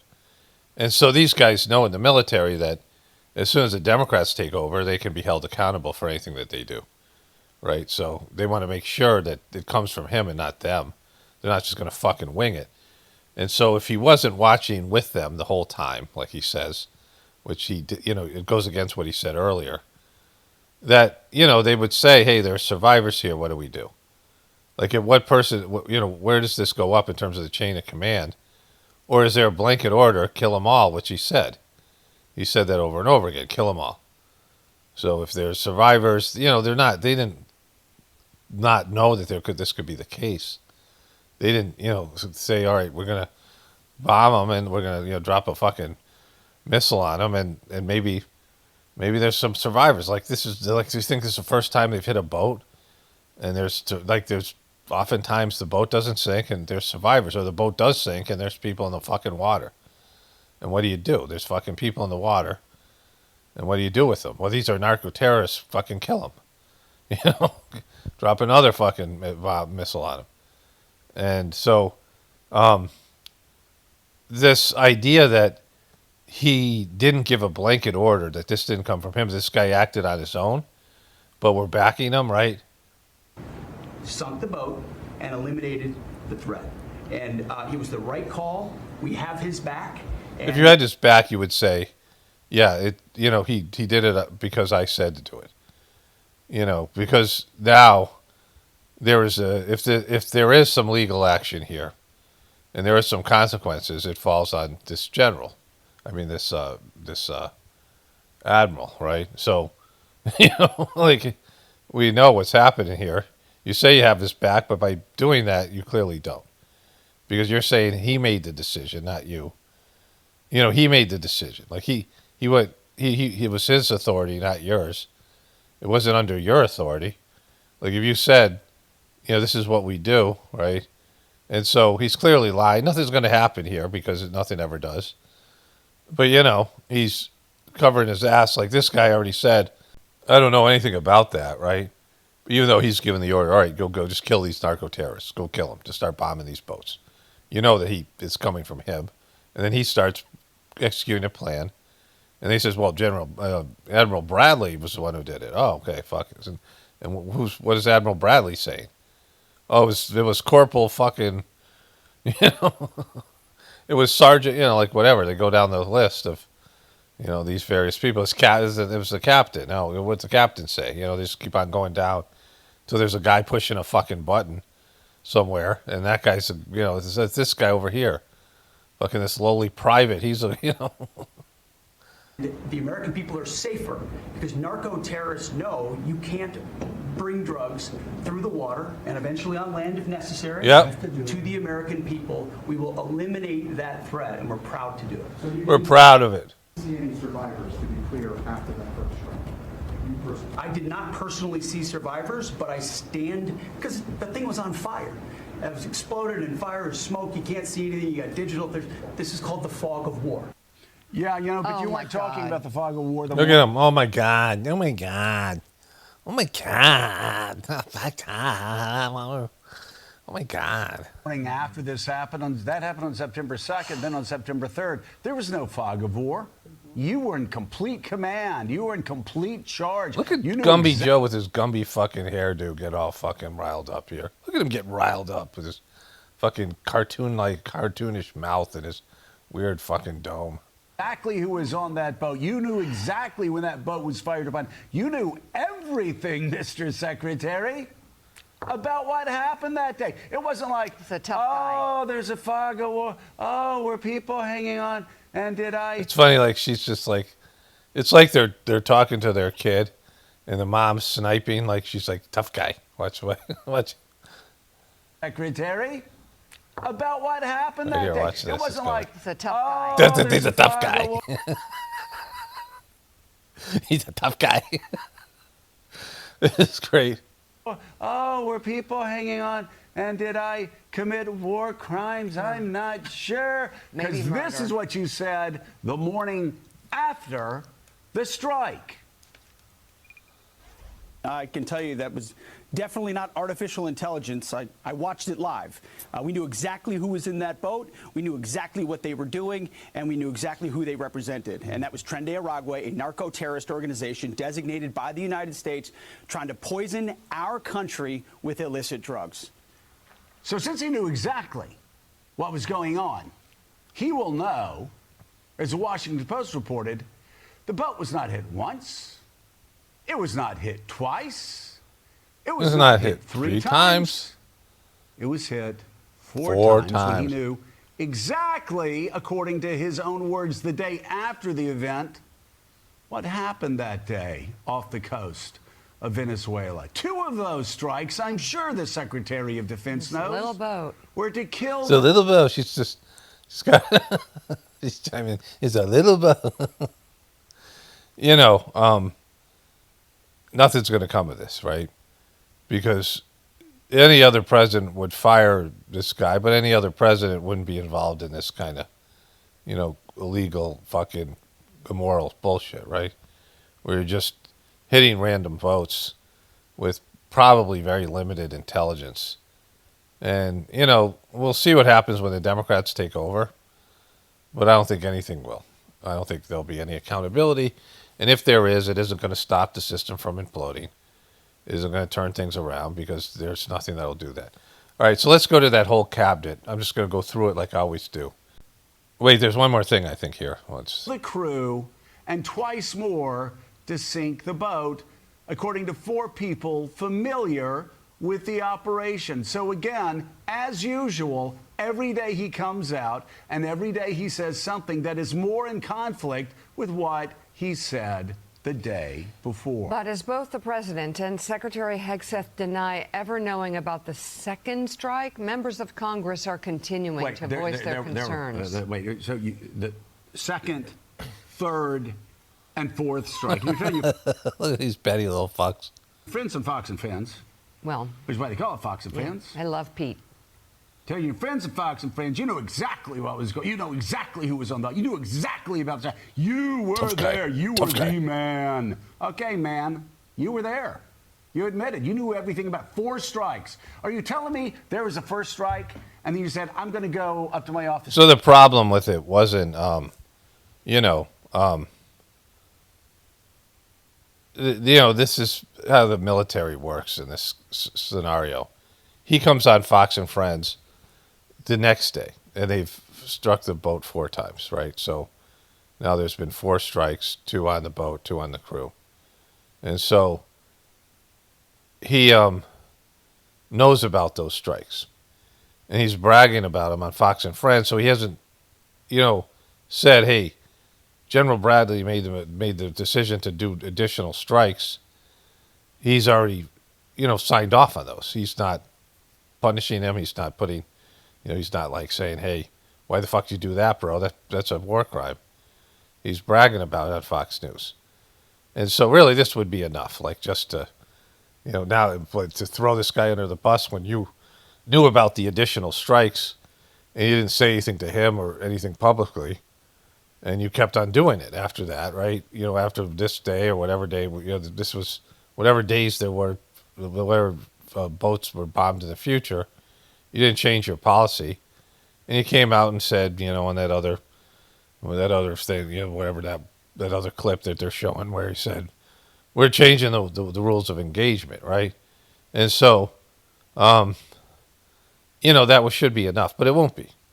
Bill Clinton, when he lied about Monica Lewinsky and under oath, and he was debating what the word "is" means or whatever the fuck it was, right?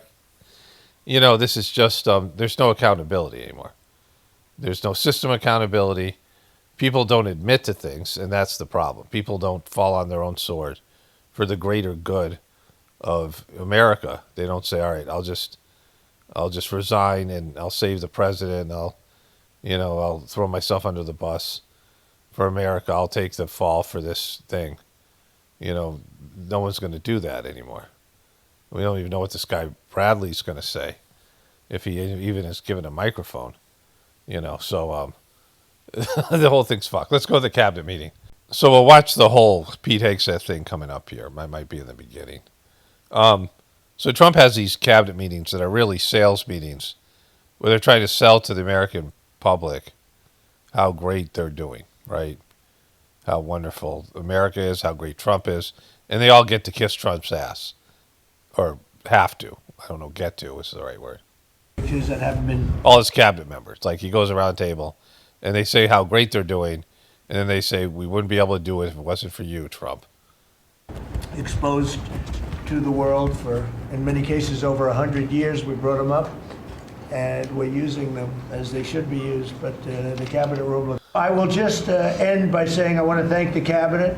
It's been a great. It starts here with Pete Hegseth. So cabinet. Let's think of it. Time flies, but this is our last of the year, as I said, and I just think you've done a fantastic job. And we're going to go around the room. We'll go quickly, but we're going to go around the room, and we'll start with Pete. And you'll tell us about some of the achievements. And some of you have achievements that are so big, I don't want you to go through the whole thing because we don't have time. But well, not you, Pete. Pete, you're going to go as quickly as possible. We'll start with Pete, and then if you want, we'll take some questions at the end. Please, Pete. Well, thank you, Mr. President. As you said, it has been a historic year at the Department of War. Recruiting and retention over this year are at the most historic levels our country has ever seen. Well, it's ever seen. Let me point my gun here. I had a chance to be on a aircraft carrier destroyer over Thanksgiving. The spirit in our ranks since the election under President Trump is unprecedented. There's the ass kick. Ass kissing. Like he's taking full credit, but he doesn't know about any of the things. Any of the things that might go south, I don't know anything about that. But I want to take full credit for all the stuff that we're thinking is good. Yeah, we're saying is good, right? And when it's good, when it's getting positive coverage, yeah, President Trump made this possible. When it's a scandal, I don't know anything about that.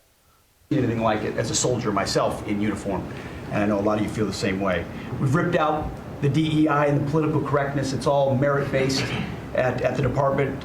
We're getting back to basics: accountability, training, readiness, lethality, and that's reviving. Lethality. We're getting back to lethal, making everything lethal.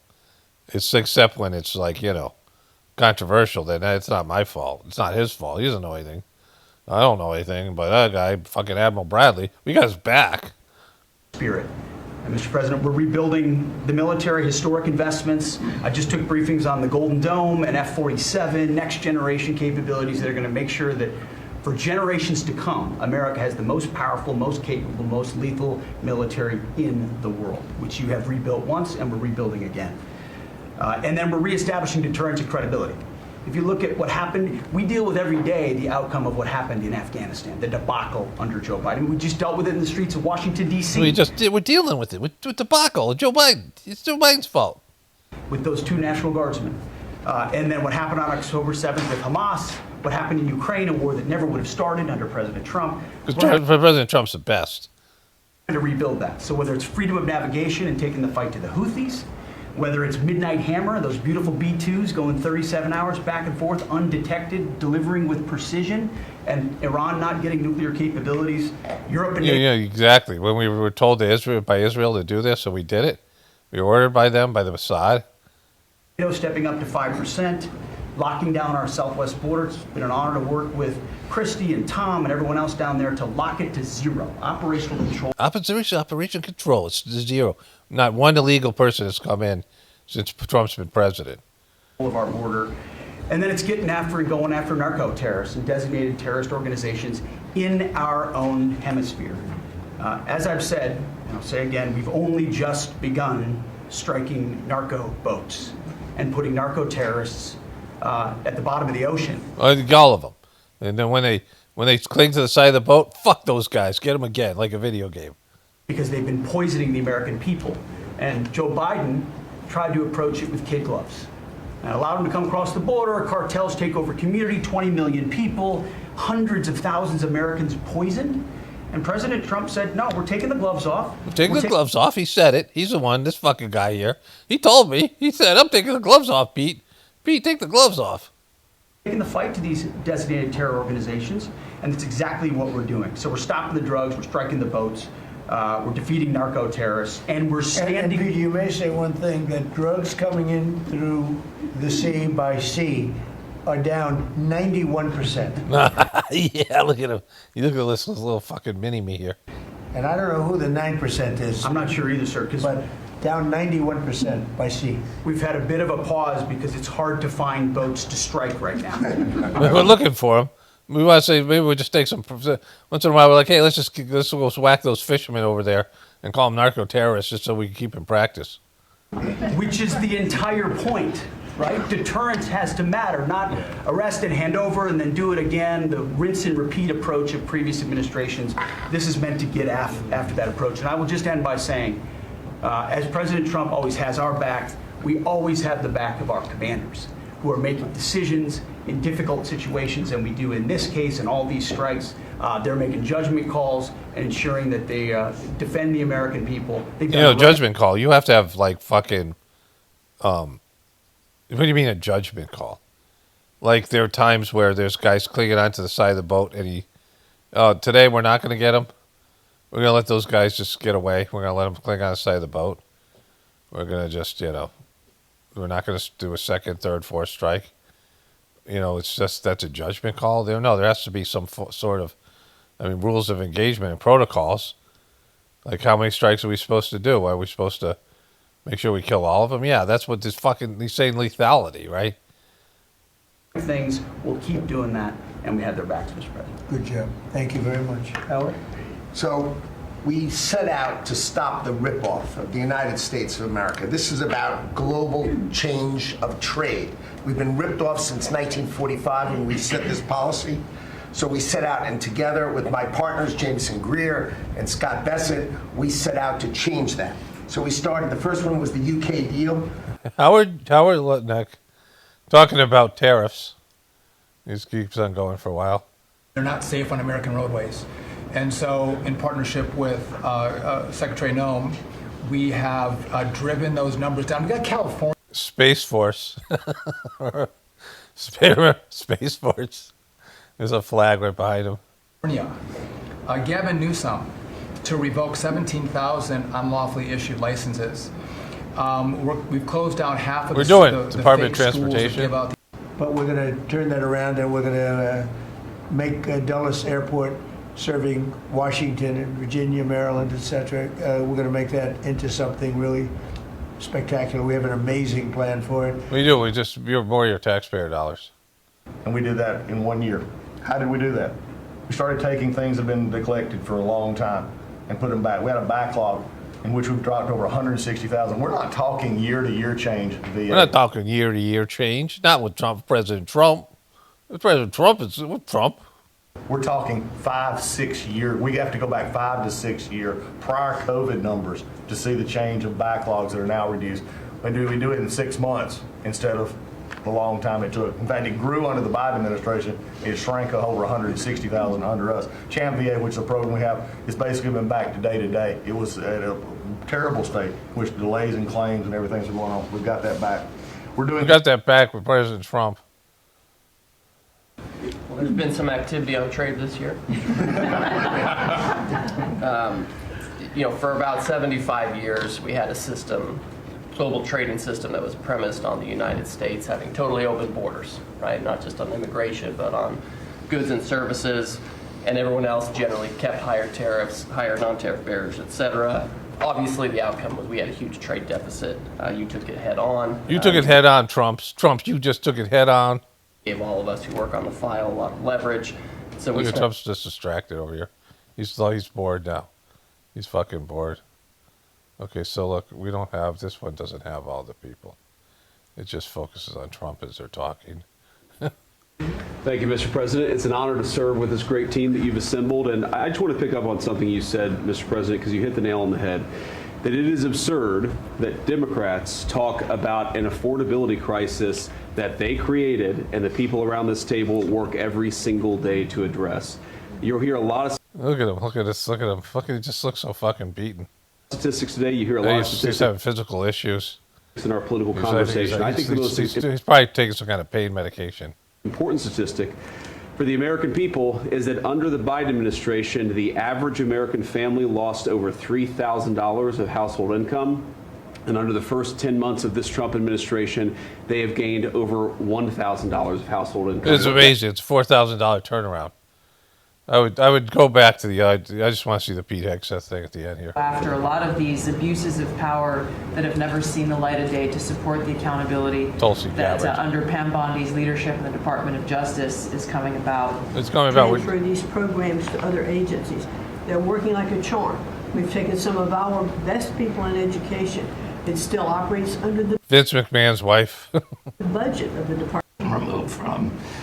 And that means that American patients at the point of care will be able to get an answer immediately. If your doctor says you need knee surgery, you will know before you leave that doctor's office. Okay, so here. Yeah, please. Mr. President, thank you so much for taking questions with your assembled cabinet. I wanted to clarify something that you had said on Sunday regarding the boat strikes near Venezuela. You had said that you didn't know if the second strike on that one boat had happened, but you wouldn't have wanted it. Now that your administration has acknowledged that it happened, do you support that second strike? And Mr. Secretary, I want to clarify something you had said in an interview back in September, I believe on Fox News. You said that you had watched that strike live on television. In real time, did you know that there were survivors after the initial strike? Well, look, all I know is this. Every boat that you see get blown up, we save 25,000 on average lives. 25,000 lives. They've been sending enough... Wait a minute. 25,000? So how many boats have they hit? So you're saying that 25,000 people were going to die in America from fentanyl, from that one boat, right?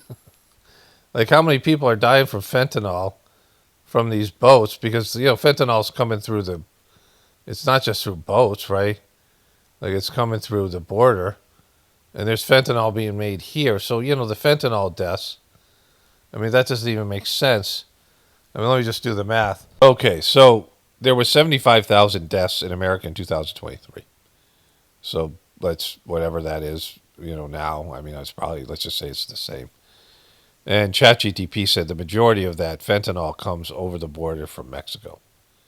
And so they're saying that they've stopped all illegals from coming in, but there's still fentanyl coming in over the border. And so in terms of the ocean, the maritime route, it's negligible. It doesn't exist. They've bombed 12 boats. So the math doesn't add up, right? If there was what would that be? If there was 25,000 for every 4, that'd be 100,000 deaths, right? And there's only 75,000. So they're saying that there's 400,000 deaths lives that they saved from just the boats. And that's the majority of it comes from. So it's Trump numbers, right? He's just making shit up. of this horrible fentanyl and other things like cocaine and other things, but fentanyl right now is the leader of the pack. It's the leader of the pack. Look at this dark fucking...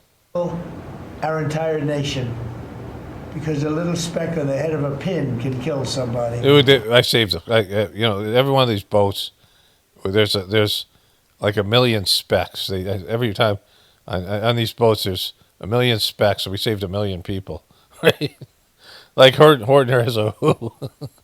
there's a Whoville on every speck that's waiting to invade you and take over your body and turn you into a zombie. It's very dangerous stuff. I know so many people where their sons were drug addicts. They had one little sample, and they died. They took a sample. They took a speck.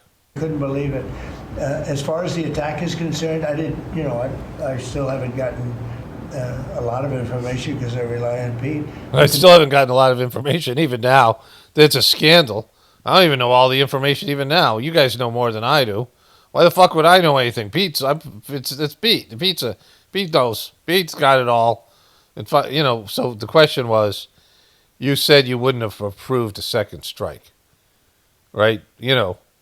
Which is fucked because now you guys are saying we got the guys back, but ordered 4 strikes. So like one day you said you wouldn't have approved a second strike, but now all of a sudden you've changed your tune. And I don't know. Pete's got the information.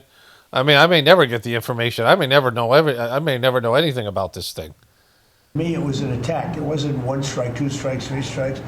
Somebody asked me a question about the second strike. I didn't know about the second strike. I didn't know anything about people. I wasn't involved in it. I wasn't involved. Not me. I fucking look at my hands. They're fucking clean. Like my hands are totally fucking clean here. You see that? I'm the kind of guy who takes responsibility for my own actions, not theirs or these guys' actions. Whatever they're doing. I mean, if I say something, they're like, all right, this guy wants to bomb the shit out of these ships, and they go to bomb the shit out of the ships. That's not my fault. Like, when I tell them this is what I want them to do, and then they do it, it's not my fault. I mean, I don't know anything about that. But I would say this, they had a strike. I hear the gentleman that was in charge of that is extraordinary. I don't know his name. I'll just call him the gentleman. Because I don't even know that guy's fucking name, so how can I be how can I be fucking... First, I'll let Pete speak about him, but Pete was satisfied.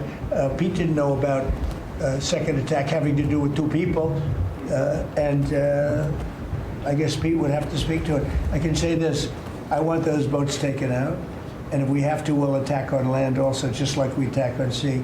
And there's very little coming in by sea. I think we've knocked out over 90% of it.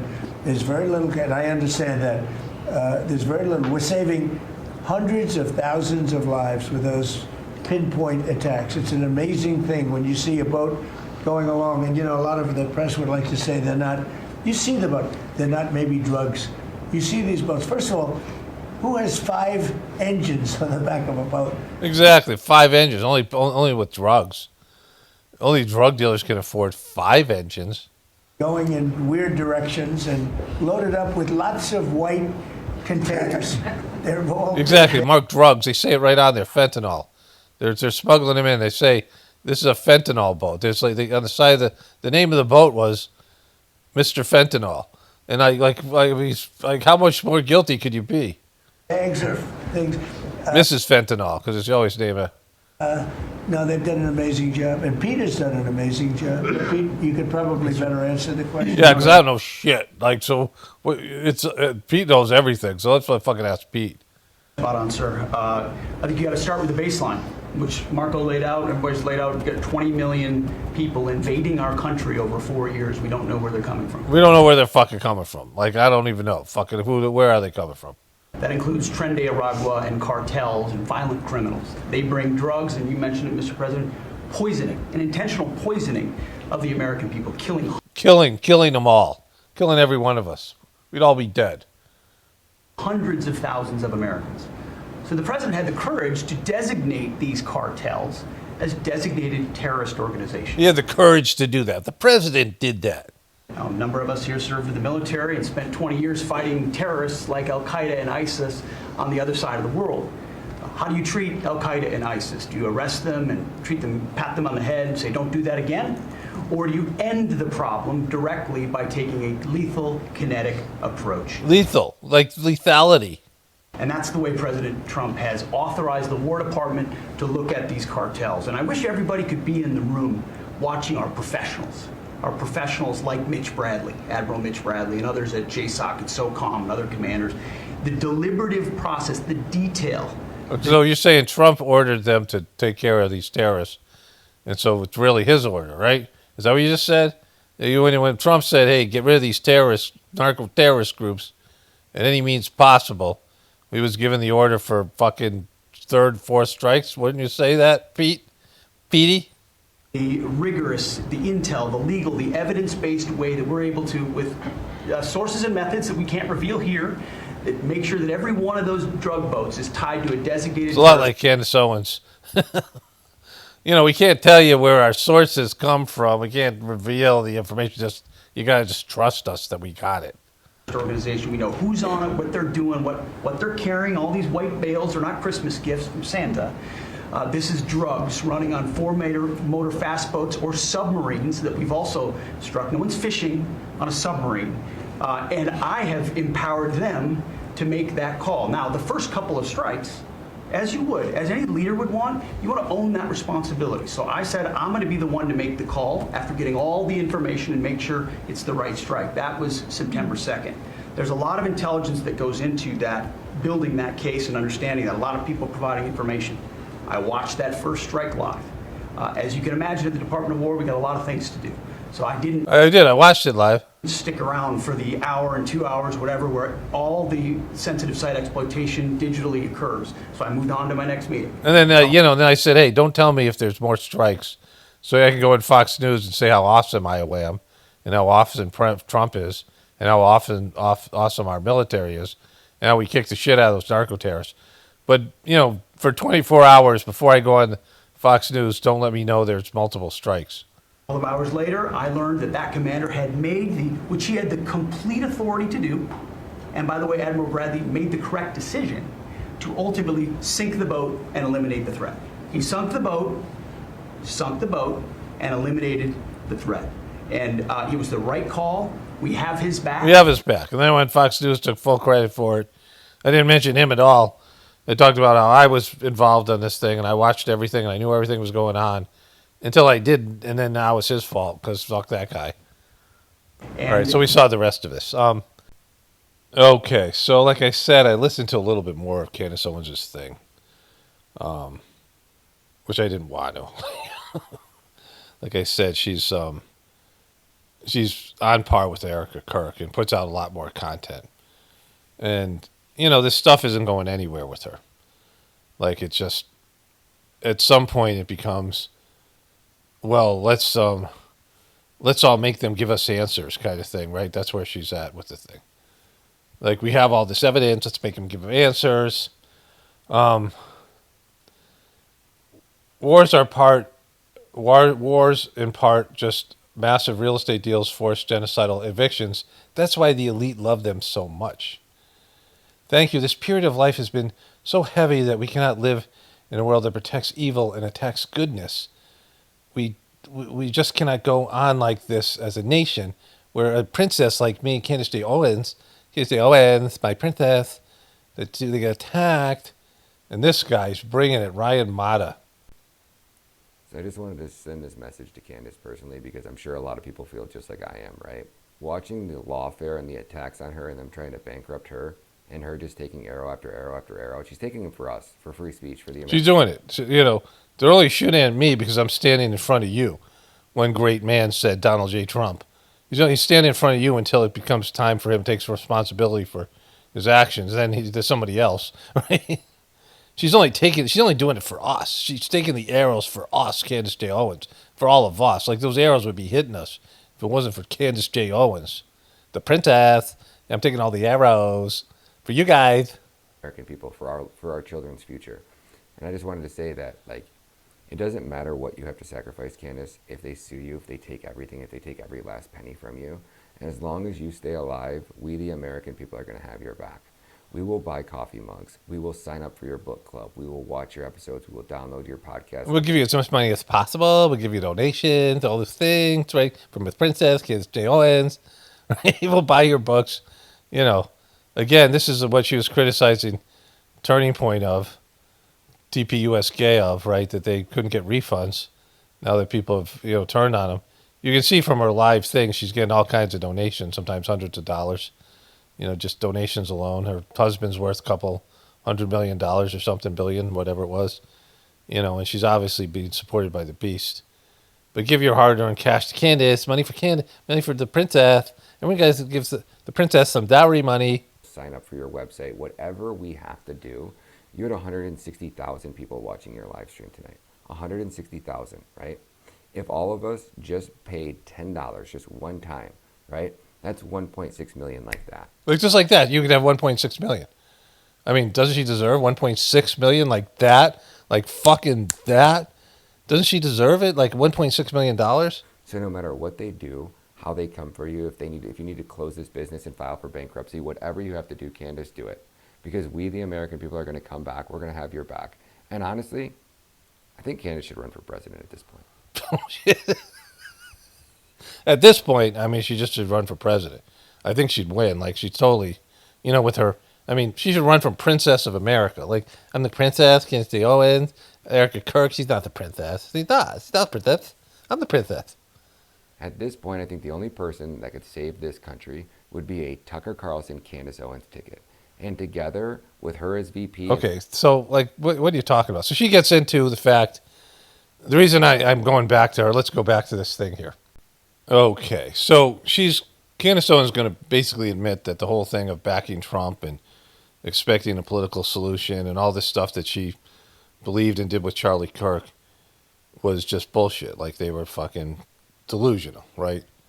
Which, would be a step in the right direction. But, like, that means that you're, like, at the very first step as a truther, right? Like, if you were being truthful, which she's not.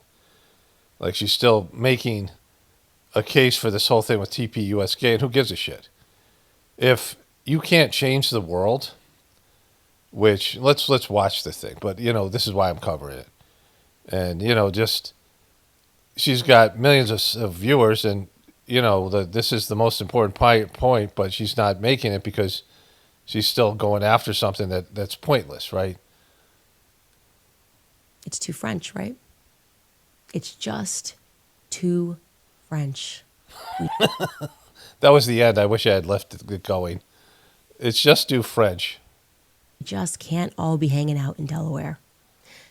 And there's one more thing that came in regarding Andrew Colvett. Very close family friend of Andrew Colvett had messaged me early on. And so this is her naming names. And I, again, was not tracking any of this at the time. But okay, so a close family friend, somebody who's whatever, who's going to stab him in the back and send shit to Candace's hotline or tip line or whatever she has, right? And so, Candace can have her own people give tips, right? Or random people, and just say, well, I got this tip, and I'm pretty sure it's real, like this kind of thing. But that's not fucking news, and it's not journalism. And she, I guess, worked at one of these Guardian or one of these fucking papers. And, she knows this, right? Like, it's not journalism, because even a family member, like somebody who's a family member, his brother could hate him. Or, like the stuff that they're saying is what's considered hearsay, right? In a court of law, it would be considered hearsay. It's not convictable. So none of this stuff is fact, right? Like it's important to, that she presents these things. I got a source, they said this thing and I kind of think it's true. And that's all I got is this source, like close to the person, right? They had said that they felt that Andrew Colvett was acting weird. And I'm sure that's not a big deal. I think we were all acting weird. Charlie Kirk was assassinated. But moreover, they had mentioned that specifically Andrew had told them that when Charlie said no to Bibi, he lost out on millions. Now I'm going to say allegedly because this is a tip But I have that tip in writing. I'm not lying to you. I have that tip in writing. So what? You have it in writing? Who gives a shit? It's in writing. Somebody wrote it down, this tip. I'm going to say allegedly. And so, like, what do you have? You have a video recording that's, like, not been AI'd? You know, I don't like Andrew Colvett and the people at TPUSK. And, you know, and I don't like any of these people. I mean, there's none of them that are worth anything, right? The whole thing's bogus. There's nothing valuable here. There's none of these things that any of these right-wing fucks did who got Trump elected. You know, when we all see how Trump's doing now. And it was just a waste of time and energy. It was all bullshit.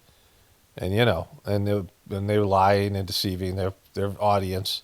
So there's nothing here. There's fucking nothing here, right? Nothing redeemable. There's nothing, you know, it's just all scummy stuff. It's just one scumbag after another. But this isn't, you know, like, she knows this guy. And she has a tip that he said that this thing came out that she's just discussing now. You know, I mean, I'm sure she's brought it up in different times, like, you know, very vaguely, that she was told that Netanyahu, through, you know, via the DuPont family, was offering Charlie Kirk stock options, or part of a company, to, you know, that was an IPO that was going to blow up, and it might be worth billions if Charlie Kirk did something. And he was already shilling for these fucks, which I'll get into in a moment. I have a new redefinition of Charlie Kirk here. That's not you know, there's Charlie Shekels, but what that Shekels means, right? And so she's saying that this guy said to somebody, a family member, who then ratted him out to Candace, right? That he lost billions. Like, this person, like, what is this person's relationship? Why did they decide to rat out Andrew Colvett, knowing that his name was going to be besmirched, right? And I thought to myself, that is so weird. How could the spokesperson at Turning Point USA how could they be gaining millions from that? What's It's so weird. How could this thing that I don't know if it's factual or not, how could it be actually, what's happening here? The princess can stay, and I need to know. What is the structure here of these contracts that even people that are in PR, people that are like running PR departments, are getting tips on the basis of donations? I don't know how this is working, but we need to figure out how this is working. I think it's really important that I really think it's important that we figure out how Andrew Colvett was going to get millions of a deal that was worth billions, and how all these people are going to get this money, and Charlie Kirk didn't take it, and then he got killed. I think we should work it out, because it seems like a deal that's worth billions, where people at Turning Point USA were going to get millions, and somehow Charlie said, fuck you guys, they're not going to get millions, and he's going to audit us, and he's going to go through this thing, he's going to cut ties with Israel, and then he's dead. And, you know, France, and, you know, like, let's know. That we learn the truth about what happened. Who's Pierre? Is it Pierre DuPont? And has Turning Point been paid? Obviously, it wouldn't be on this year's tax. Okay, so there is such a thing as a good Fed. Believe it or not, there are good guys. There are good guys everywhere. You know, lightness is always fighting darkness, and I received... There's a good Fed. Even interesting tip from a Fed that I'm going to... A Fed. I got a Fed tip. The Fed is, you know, kind of like QAnon. This is where it's getting to, like, QAnon shit. Where a Fed is saying, you know, like, why are they giving her tips that, I mean, they could lose their job or even be prosecuted, right? Like, you know, and working, like, this is a good Fed. This is one of the good guys trying to work against the deep state, and they're giving out information to me. I got a Q drop. With you now that might be relevant, but Turning Point USA put in a personal request to try to get the Egyptian plane story killed, you know, and I find that to be very interesting. Well, it's very interesting that they tried to do that. I find it interesting. The princess, Candace Owens, finds it interesting. I find it very, very interesting. Like, what the fuck are you talking about, right? You know, like, she has these imaginary friends and sources, and she comes up with this stuff, right? This drama stuff. Somebody left a comment, and I don't have any way to verify this, right, via Candace Owens, but she said that she was harassed racially in high school, and this was a whole big thing that she talked about. And it turned out she got a settlement, even though she was still talking about, like, she got some thousands of dollars. You know, like, she's somebody who is in the center of a lot of drama. You know, I mean, she was very off-putting when I first heard her talk. Like, I had no interest in listening to her, just no matter what she was saying before the stuff with Charlie Kirk, right? Where she was a right-wing piece of shit shill, which let's get into that part here. You know, I often have to listen to these things twice and sometimes 3 times, which sucks, right? This is twice. And, you know, the whole thing is just so pointless at this point, right? I like watching TPUS gay just implode, but it's not imploding because they're still laundering money there or some shit. Like, they have money coming in some way. They're no longer an influencer. You can't call it an influencer when everybody watching is saying, you guys suck, right? Like, they have very few views, and the views they're getting are for people who are hating on them. So we just have to get through this one thing. It's kind of important to this whole thing, this meaningless thing.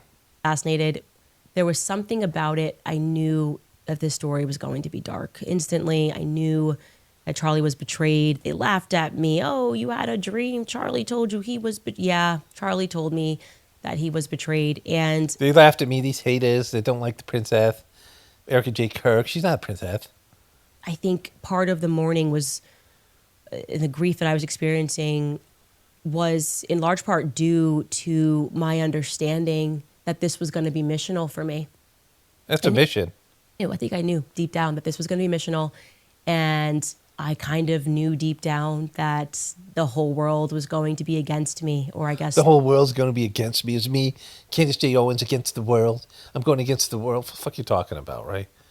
You got the #1 podcast. Like, you're being promoted all over the place. YouTube promotes her videos.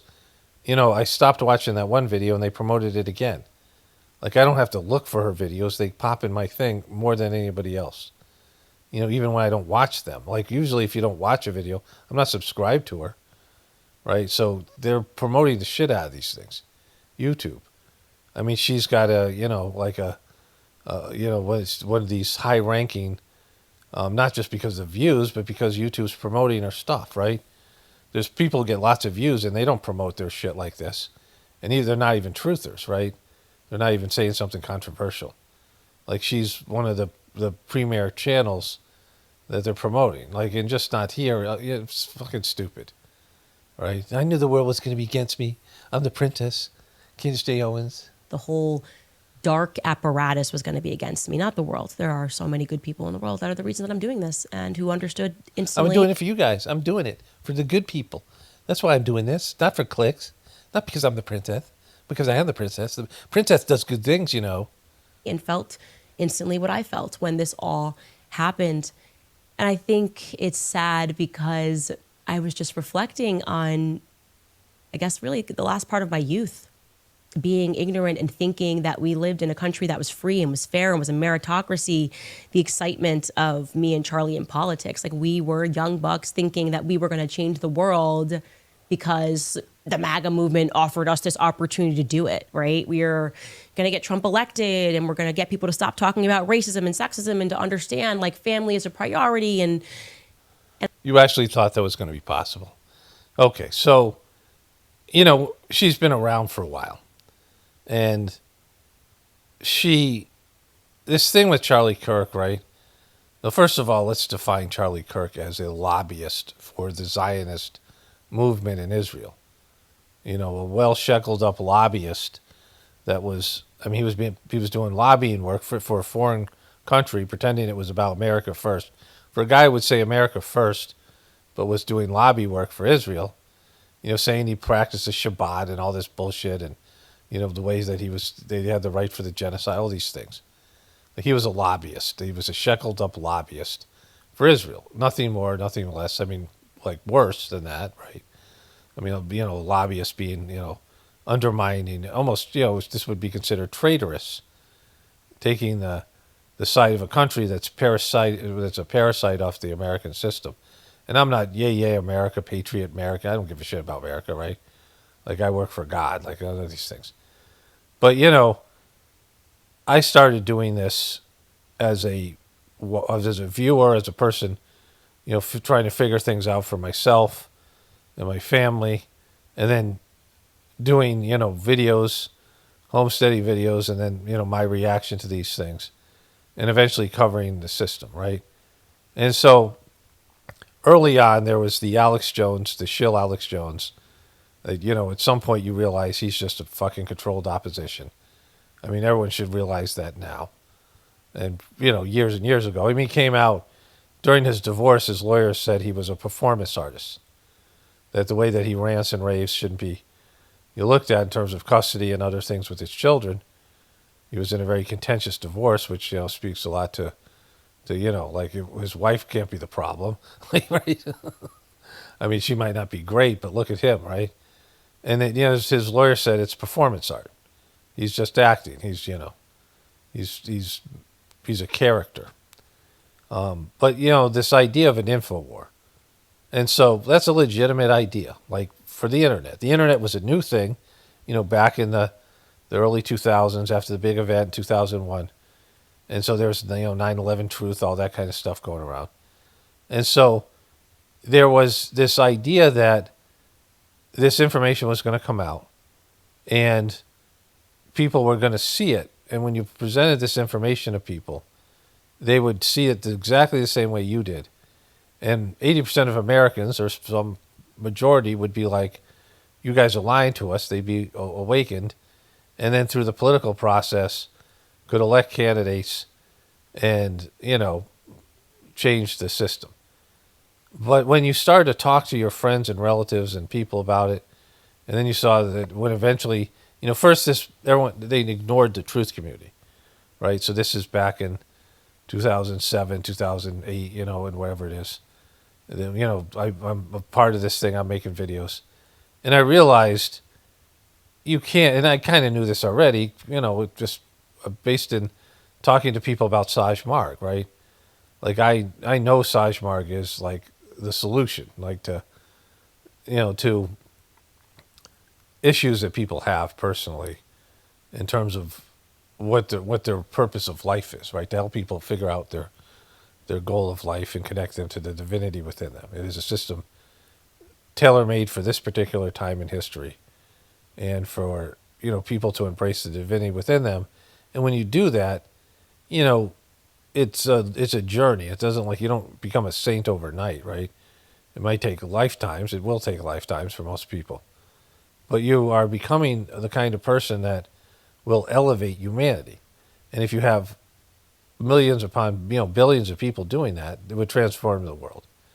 And that's the spiritual solution that, only spirituality will save this world. That's what I'm talking about. I know that to be a fact. But I know that people don't want any part of it. Like I knew years ago, and I know even more now. Like, I've had millions upon millions of views. There's about 100 people to the Gratefullness meditation. And I don't know, people leave comments, but I don't know how it's helping them or not. I don't know, exactly what's going on with them. Some people leave comments, when I say that to this video, how it's helping them. But that's, yeah, sure, you say that, but how do I know? Like I can't, I don't have any personal experience of it. But, yeah, let's say that there's thousands of people that have been affected. It's just a small percentage of the people that have heard about it through me, right? Because people just don't want fucking whatever. They don't want change. They don't want something new. They don't want to, whatever it is. And the sheeple don't want any part of this. So the InfoWar thing was stupid. Like I realized it was, it's obvious that you're not going to wake everybody up. And the people who are so-called awakened aren't awakened. And people like Alex Jones are shills. And, there's no real truth community anymore. And the cubies came in, all that stuff. So I knew that wasn't, getting the information out wasn't going to do shit, right? Because even if you convince the majority of Americans, like all the things that truthers believe, or some of them, and many of them believe some of it already, we're powerless to do anything. Voting is not a real thing. And they just, ignore everybody. They just don't, they'll say, oh, this is what we're going to do anyway. And so the best you could do is have a complete loss of faith in the system. And people would, stop using money. Money would lose its value, the loss of faith in the economic system, whatever it is. And the system would implode because it's a scam. And if not enough people believe in the scam, when people realize the fiat currency is worth nothing. It's actually dead. It's a negative. It's an IOU. And so when people realize it's not, there's no value to it, the world economy would implode, right? America, the rest of it. That's the best you could do, is destroy the system through lack of faith, lack of participation. You could wake enough people up that people lost faith in the system, and there was run on banks, and that's the best you could do. And I knew that early on. And so there's no longer any idea that what I'm doing here, or any truther is doing here, is going to lead to the reversal of a demonic system. And the other thing that I knew kind of early on, which I say quite a bit here, quite often, is that we're all part of the problem. It's not like some fucking elites. We've all been compromised. We've all been taken in the wrong direction. We all have some, addictions or some, connection to the system that things that we can't go without. We can't imagine a world without this demonic system. Like, how would we live without grocery stores and electricity and the internet? Like, how would we live without these things? And we could, but who wants to give them up? Like, if the price was we could be truthful and be right with God and give up all this stuff and go back to living primitive lives without any of these things, these comforts, or, just knuckle under and embrace the fucking demonic system, almost everyone's going to embrace the demonic system. And so they don't call it demonic because they don't want to admit to themselves that they're addicted to a fucking system that goes against God's will. And so that's all fucking been obvious to me for a very long time. But at least the beginning part, not everyone's going to get there. And maybe almost nobody will get to where, I am and have been for a while. Because, people want to have false hope and hopium and things. So, sure. But pretty much everyone should know that you're not going to wake people up. And there's no transforming the system. And everyone knew that Trump was a piece of shit, right? Let's get back to this. We'll continue this in a moment. And I realize now, and I know Charlie realizes now, that we did not see the evil that was around us. And I'm going to miss that youth. Do you know what I mean? I'm going to... So you're just realizing that now? Well, then why are people listening to you? I mean, why would anybody listen to her say, guess what? I finally realized that I'm just... and all those people will follow her because, it's like what they did with Britney Spears and with Miley Cyrus. They came in as child stars, right? They came in as, goody two-shoes Disney stars. And you had all these young people, pre-adolescent, 10, 11, 12-year-old girls, 13-year-old girls, who are following, connecting to Britney, connecting to Miley Cyrus. And then they just go down this debauched road where they become slutty and just depraved. And their audience goes with them, right? They're, the Miley Cyrus audience and the fucking Britney Spears audience. They're growing up with them, right? It's happened over and over again. They do this with these boy bands and these other, celebrities, Justin Bieber, and so her audience is now waking up to the fact that Trump is a piece of shit and the Republican Party and all these things. They're still right-wing people. They still believe in MAGA, which is fucking stupid because it never was a real thing in the first fucking place, right? But why wouldn't you come to somebody or the number of people, all of us who have known this for fucking years? All of us have known the left-right paradigm, right?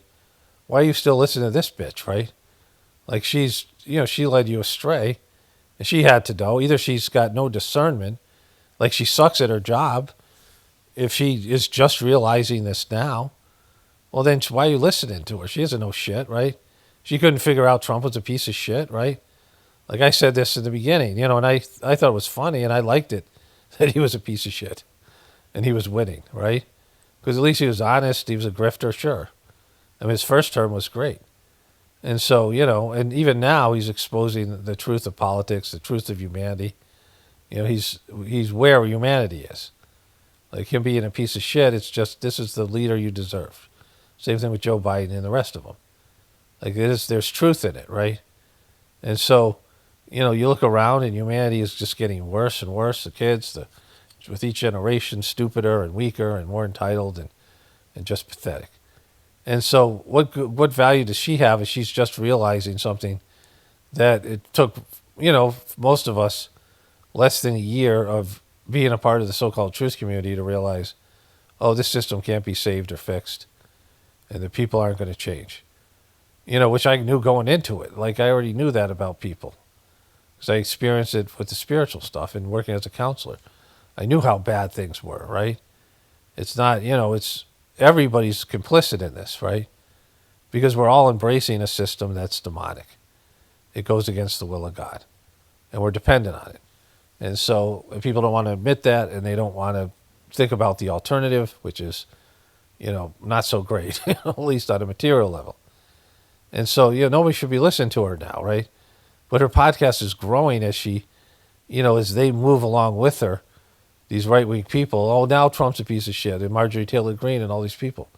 Yeah, but what about all of us who were saying it for years? Like, why don't you want to get the advanced level fucking knowledge?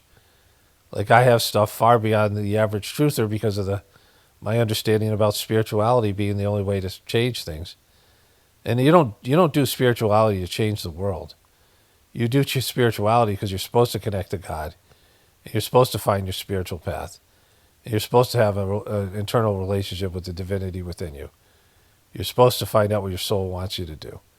And when you do that, the world becomes a better place. Like, it's like a side effect, right? But, people don't want to hear that shit, so fine. But, like, she has no value, right? Like, she's just realizing something now, like after you fucking got Trump elected, and now, Charlie fucking, the lobbyist Shekels Kirk, the lobbyist for a foreign hostile country. Miss that young experience. I'm going to miss Charlie going on dates and the girl they liked and me always being the wing woman and him asking. This text message is one of my favorite text messages between me and Charlie when he was getting ready to go on a date, and, he didn't. This is Erika Kirk shit right here. Like, you just said something really important, that you guys got Trump elected, you believed in MAGA, and now you've realized it's all a lie. And now you're going to show us fucking a text message of Charlie going on a fucking date, which seems to be like a shot at Erika Kirk, saying that, she was dating lots of girls, not just you, but he was always my friend, I'm the princess. Date many people, and he was just kind of in love with this girl. That wasn't Erika J. Kirk. And he was asking me, should I wear this? And this is the text message. It's so sweet. He said, do I have to change this shirt? And I wrote back, yes, and throw it away if you can. Charlie. And he writes, okay. What a great text message. Oh my God, what wonderful, wow. This fucking, let's revisit this wonderful fucking moment in history. Wow, I can see why this is one of your favorite text messages I can see why you're reviewing these things and going back fucking, what is the date on this thing? Something like, whatever it is, right? And he's wearing a Turning Point early shirt that somebody, I think, gave to him. He's stitched on. Is it stitched on? Is it ironed on? I don't. Do I have to change this short? Like, he's using fucking shitty primitive voice to text. No, but I was like, Charlie, burn it. Obviously, burn that shirt.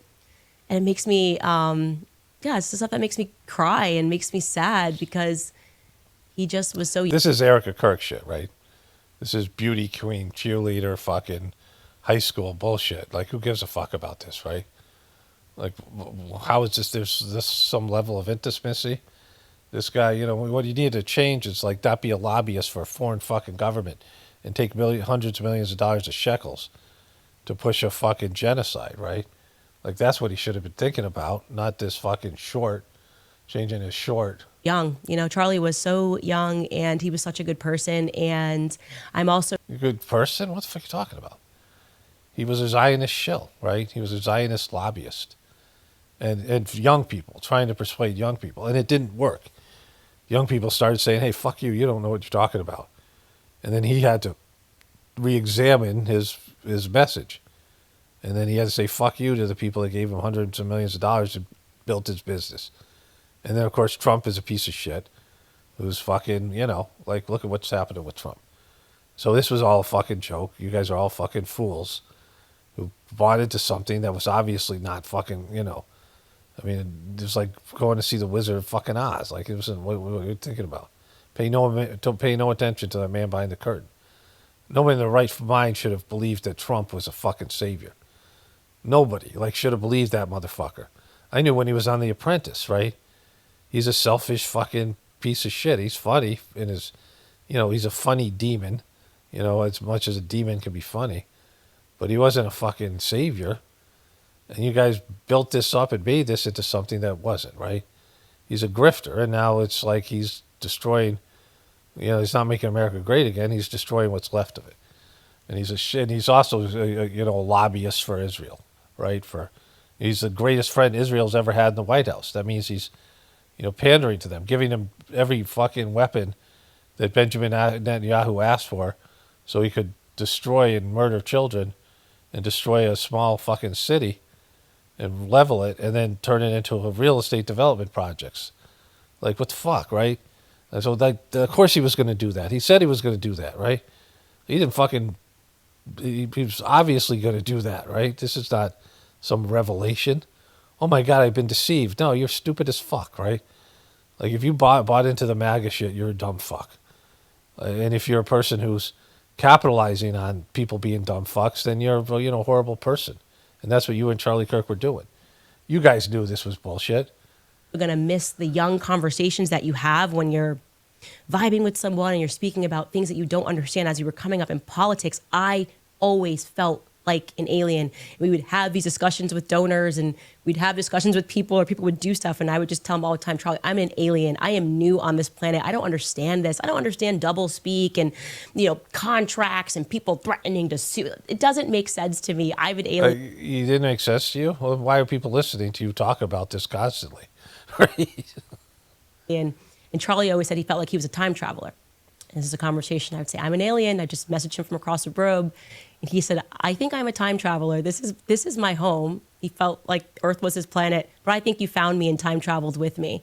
That's crazy. Well, look at these conversations. Oh my God. They're so worth fucking revisiting. Who talks like this? I think I'm an alien. Oh, you're an alien. I think I'm a time traveler. This is my home, but I think you found me and I time travel time. Well, why don't you travel into the future and tell yourself to duck? Right?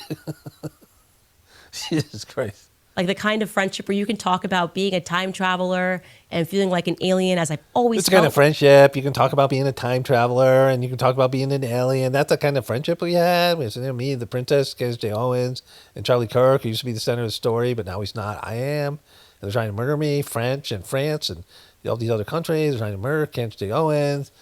And so, Jesus fucking Christ, right? Okay, so that's enough of this. But, why would these... And again, I don't want her audience. I don't like dumb fucks here. But, you're buying into this bullshit. She sold you Trump. And she sold you MAGA. And now she's saying, well, that was wrong. Just like Marjorie Taylor Greene. Well, yeah, then find people who fucking knew and warned you. Like, if you had two friends, right? And one of your friends said, yeah, Trump's a piece of shit. And told you all the truth or stuff that all the stuff we know to be true. And you had two friends. And one of the friends says that. And the other friend says, oh, that guy's full of shit. And Trump's fucking the greatest. And he's going to do it. And then, this stuff happens. Would you go back and listen to the second friend who says, I was wrong. But the first friend's still a piece of shit. Why? Because we're ahead of you? Because we have a more realistic, practical message? Like, we know more than you, right? Like, so, why wouldn't you go seek those people? This happens with truthers all the time, like real truthers who are right all the time. And people like, oh, that person's right, but, so I'm still going to fucking go at my pace. Why don't you jump forward? Like, why don't you jump forward to people who have understood this for years and knew that MAGA was full of shit, right? Like, I didn't need to go through all this kind of shit. I didn't need to have my friend shot in the throat, right? For me to realize it's full of shit. Like, I knew Trump was full of shit when I saw him on The Apprentice. It's not fucking that hard. And so, like, if you didn't know that, why would anybody listen to you? This fucking drama bullshit that you bring to the table, like, it's just bad. So anyways, I'll go through some comments, but I just, this is where we're at right now. Okay, so I haven't shown this in a while. This is my meme about the, metaphor, I guess you would call it, of the Great Pumpkin and the stupid QBs, the QAnon people. And I'm going to mention it in my voiceover, so I thought I'd put it here.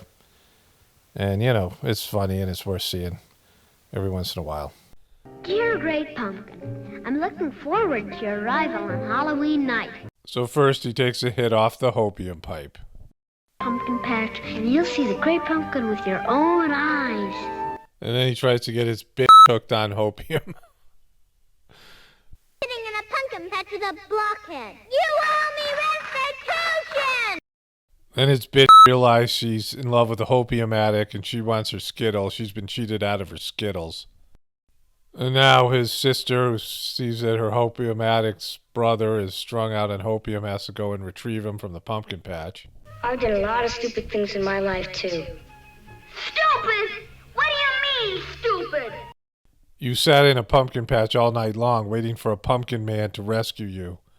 It's high on hopium, and he never came. That's what we mean by stupid.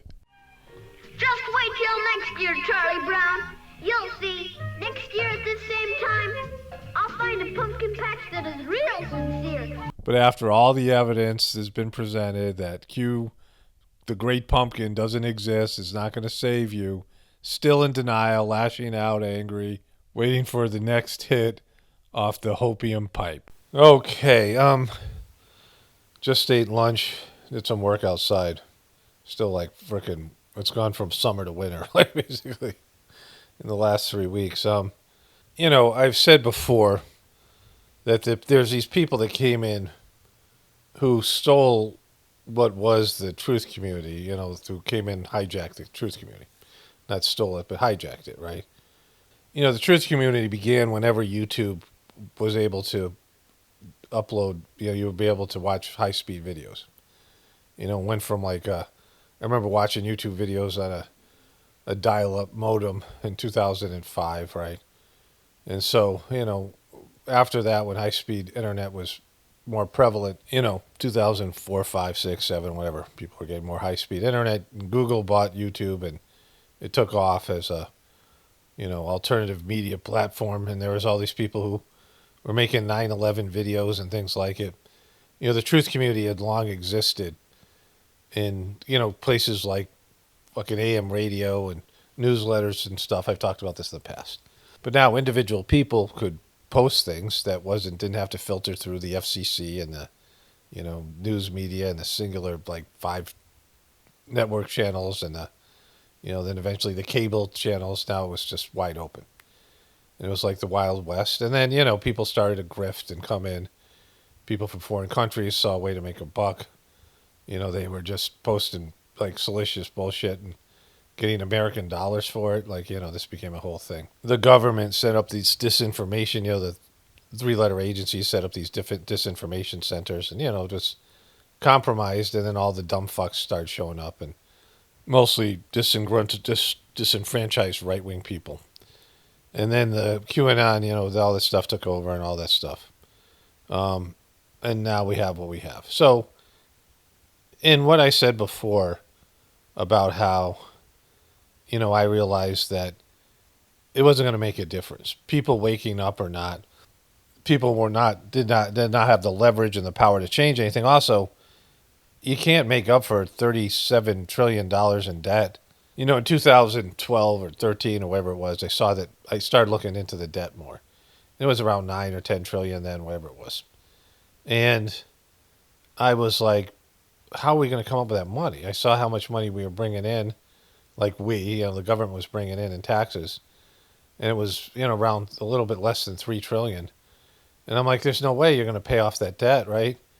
It's just going to keep on growing. And the interest, of course, this was confirmed by Doge and Elon Musk. And he said that we're paying out $8 trillion and $7 trillion in, whatever it costs us. And that's not counting unfunded liabilities like Social Security and other things. That we had, a a budget of $7 trillion and another trillion in interest. And we were only bringing at this point in $5 trillion in, tax revenue. So it was going to be another $3 trillion every year for forever. And eventually it was just, you realize you'll never pay it back. There's no way to ever pay it. And that's just the national debt. And then I looked into all the other debt. There's like $2 quadrillion of American debt, $2 quadrillion of world debt. Debt is a commodity, these things, right? And so, I was like, all right, we're fucked. Like, it's just, and according to the teachings of the Sizemore system, that this system had to come down. Because of course it would, right? Because you can't build another system, a global system at this point, right? We have a global system, but even in America, you can't build a different sort of economic system. Why one already exists. And you never get anybody to agree on the kind of system, right? You can't get people to agree on capitalism or socialism or communism or any of these things. And none of those things work. They're all shitty because people are involved. And really the problem is you need better people. And you need motivated people. So you need an ass kicking, right? Like we need a collective ass kicking, where we're desperate. Like people are, you have to soften people up for changes that they don't want to accept, right? That's what the powers that be are trying to do with this, 15-minute cities, but they need an ass kicked. They need to motivate you by fear of starvation, of being homeless, by being killed, whatever it is, right? Like a total fucking post-apocalyptic ass kicking, and where people are like willing to bow down before God and ask for forgiveness, kind of ass kicking. And that was what's talked about in the Sizemore system, in more delicate, more subtle terms. That the systems of the future will be built with spirituality as its base. It would be built on a base of spirituality, a foundation of spirituality, not materialism like we have now, and not egoism. Like right now we have a system be built on ego and materialism. So, those two things lead to a demonic system. But, after a severe ass kicking, people would be motivated to include God after they realize how bad we fucked up the planet and how screwed we are as a species. And I'm saying this because, like, I realize that most of this stuff that we're doing now is just toiling and wasting time till something happens, right? We're just, the last days of a dying system. It's like at some point, how people retire and they don't have a purpose. Like they play a little golf, they hang out and talk about the good old days and, whatever they might do as retired people. And, worry if they're going to have enough money to last towards the end. And then the health, the poor health sets in and, they don't really have much relation with their kids and family, grandkids, they're just kind of left on their own with other old people.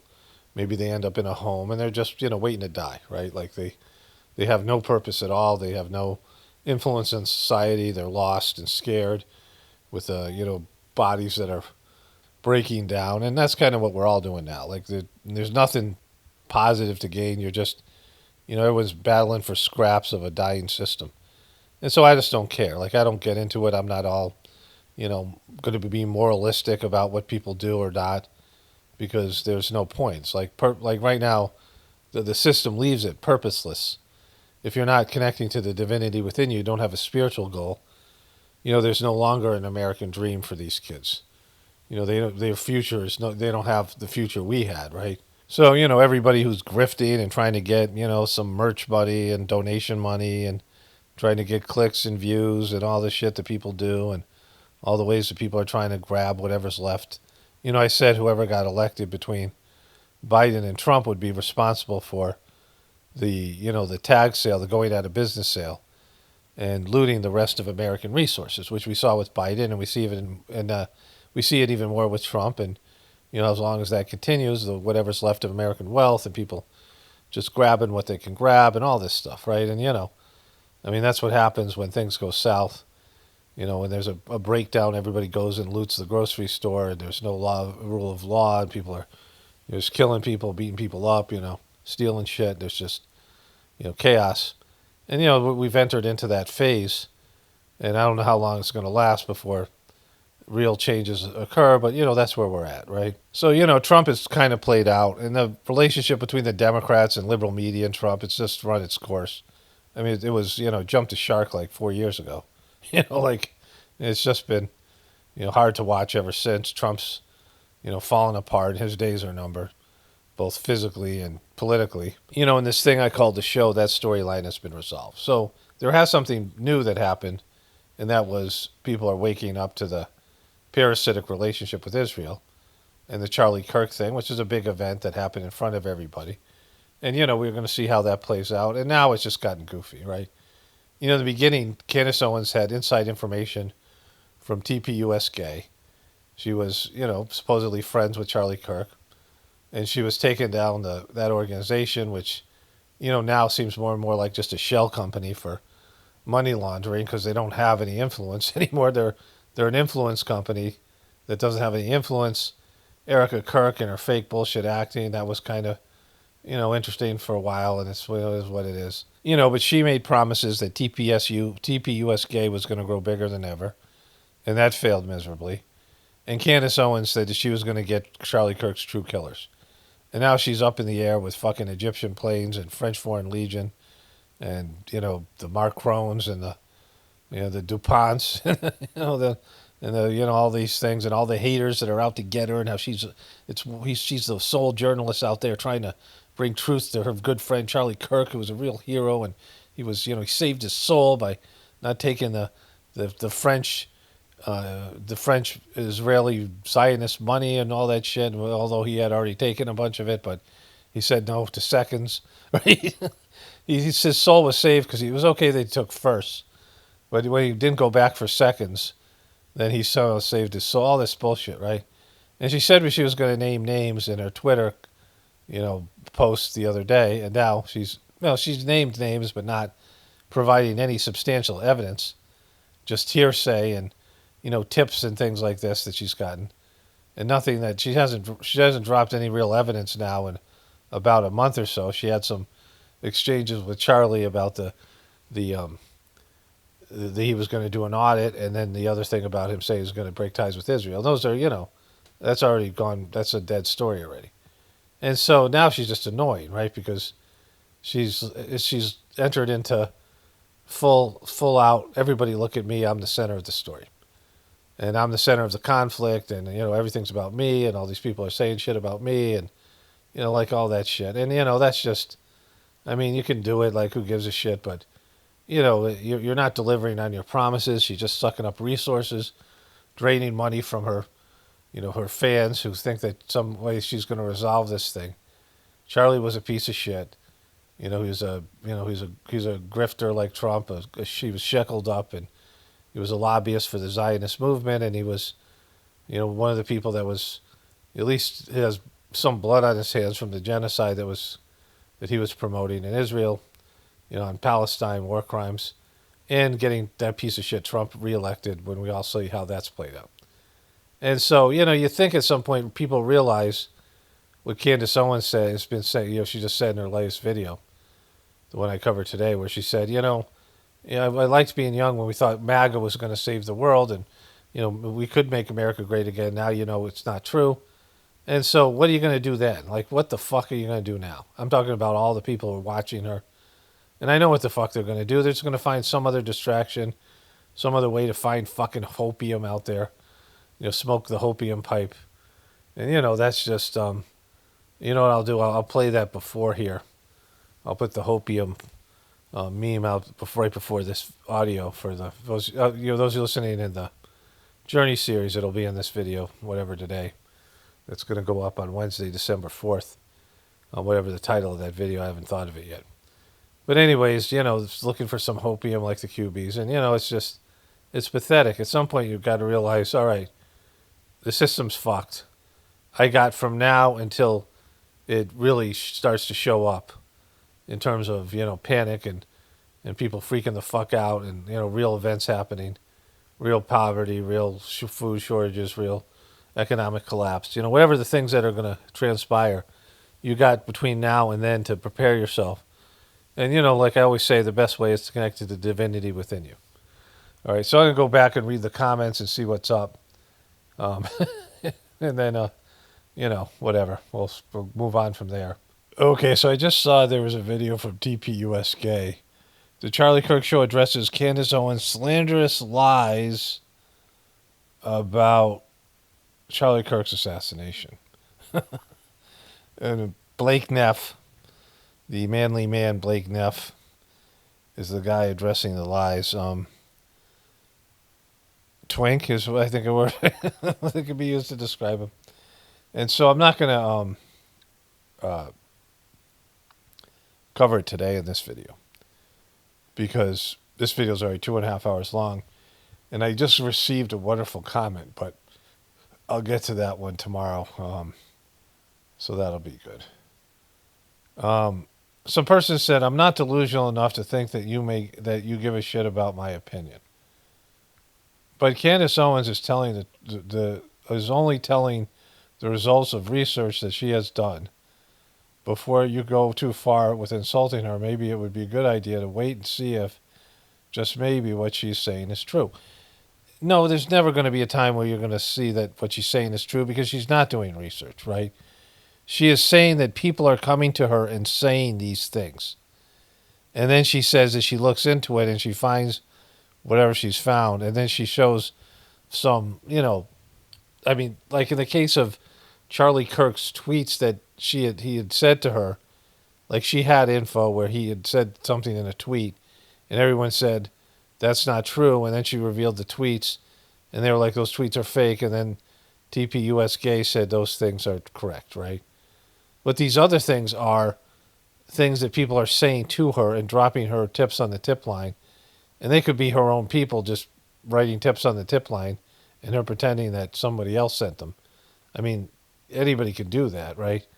Like these aren't legitimate claims. These are unnamed sources that she won't reveal the sources.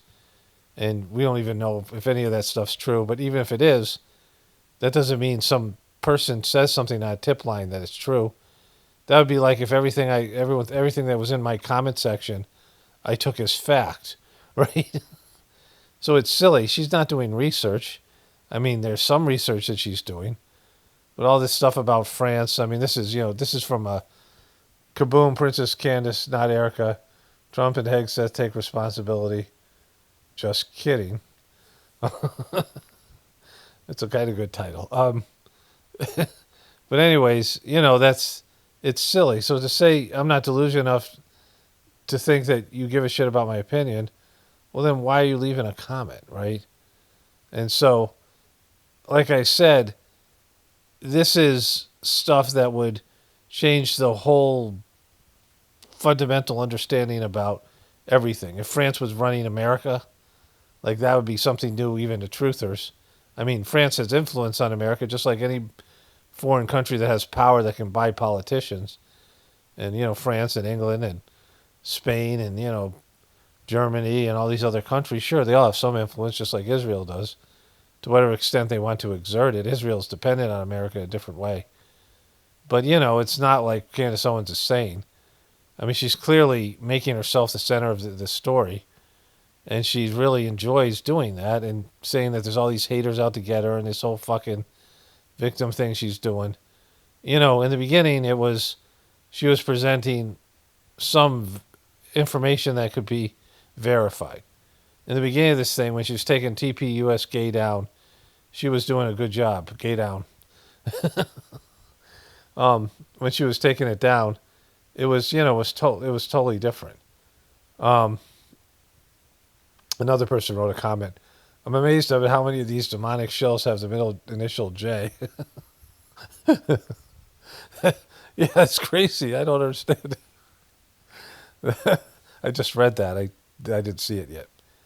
But anyways, just like you wait and see if like this stuff's provable. Just because she says she's doing research doesn't mean she's doing research, right? And this is not going to be verifiable. None of the things that she's saying. It's going to be considered batshit crazy by everybody who's not a Candace Owens fan. And it's going to wreck all these other narratives. It's going to make, based in what's going on now, the official story is becoming more believable than what Candace Owens is pitching, right? Princess Candace's story is less believable now than the official story. Like, how'd you manage fucking that one? It's just getting goofy, and it's getting goofier by the hour. But I'm looking forward to seeing what TPUSK has to say about this, because that'll be great too. Okay, so I watched a little bit of Blake Neff. I didn't watch the whole thing. I'm going to rewatch it tomorrow. And some of the comments were positive. Like, oh, it's about time you've confronted her. And I think it's just people who work at the organization. They got 450 employees. And then I'm waiting for all those comments to come in tomorrow. And then, of course, Candace J. Owens is going to have a response. I got a message back from my merch company that screwed me out of the money. And that's kind of hilarious. I'm going to read that at the beginning of my video tomorrow. So that'll be up on Friday. I got a few more comments. This one here. Lord, your commercials are longer than your program. Do something about it. I did do something about it. I banned you. And so I have no control over the commercials. I mean, I do have control, but it would be a total hassle for me to have to deal with it every video. And I can't control their length. So, there's nothing I can do about it, just like I can't do anything about YouTube and ripping me off of merch money. Candace J. Owens, man, once you put a J in something, their name just doomed to eternal ridicule. It just kind of works out that way. Candyland J. Owens climbed the racism ladder and been center of attention since the get. While in high school, Candace Owens claimed that she was a victim of severe racial harassment that included death threats via a series of 3 cell phone voicemails. She and her family alleged that the school administration failed to adequately protect her from repeated harassment and discrimination. In March 2019, controversy rose around Candace Owens' high school experience after she made comments at the Conservative Political Action Conference, CPAC, that America is not a racist country. Critics quickly pointed out that she had previously received $37,500 settlement and lawsuit against the Stanford Board of Education from a case involving racial threats she experienced in high school in 2007. She's just a big drama queen. I think that she's an attention seeker, right? She's a person who likes attention. And she likes to provoke it and likes, in that part I could appreciate the trolling, provoking people. I find that stuff funny. But, it's ran its course, right? It's just like with Trump. It's, funny for a bit. But then it's like, you got a second act, right? And then she's gone to crazy land with the stuff with France and all that. So does any anonymous official how does an anonymous official get her phone number? She randomly picks up, calls herself. Why did she talk about who gave her phone numbers out? Was the caller ID? Such BS, right? That's the other thing. Where these people come from, they're contacting her anonymously. Like, whether they buy a burner phone so they can rat out TPUSK. I mean, it's just like her thing is, she has this whole bunch of what she calls research, where she says things either come to her tip line or people are sending her stuff, and there isn't, where's the exchange that's happening? And she's got a bunch of people working on some of her, her claims, and they bring in various, points of view and evidence or whatever, but it never becomes official factual evidence, right? It's just like hearsay. And, some of the stuff like the emails and text messages she got from Charlie and some of the tips she got from the organization. But, wouldn't they be trying to trip her up and saying things that are false? And so, when you have that, you don't have any way of getting the information that can verify that the Macrons try to kill you. You just have some random French official that finds some way to contact you, overseas. And how does that happen? Talk a little bit more about how this person's an official. And if you're going to not give the person's name and release the, exactly what they said, then you could just say, well, I heard this from this person. And then you're free of liability or whatever, because it's anonymous source. and just announcing shit. What they're saying at TPUS Gay is, kind of hilarious. They're like, they just suck so bad at everything. So, I'll get into that tomorrow. And then one of my viewers sent me a message here as well about Candace Mock Wednesday is epic. I kind of watch her. Her pronunciations are pronunciations are strange. It's bad when you can't pronounce pronunciations. But really, a day or two ago, she stated she pulled her kids out of school to homeschool them. Her kids are 5 and under. What school were they going to? Yeah, I didn't know how young her kids were, but that's something that she said quite a bit. But if the kids are only 5 years old, she hasn't been married that long. Like how long? I mean, the kids must be young because, what was it?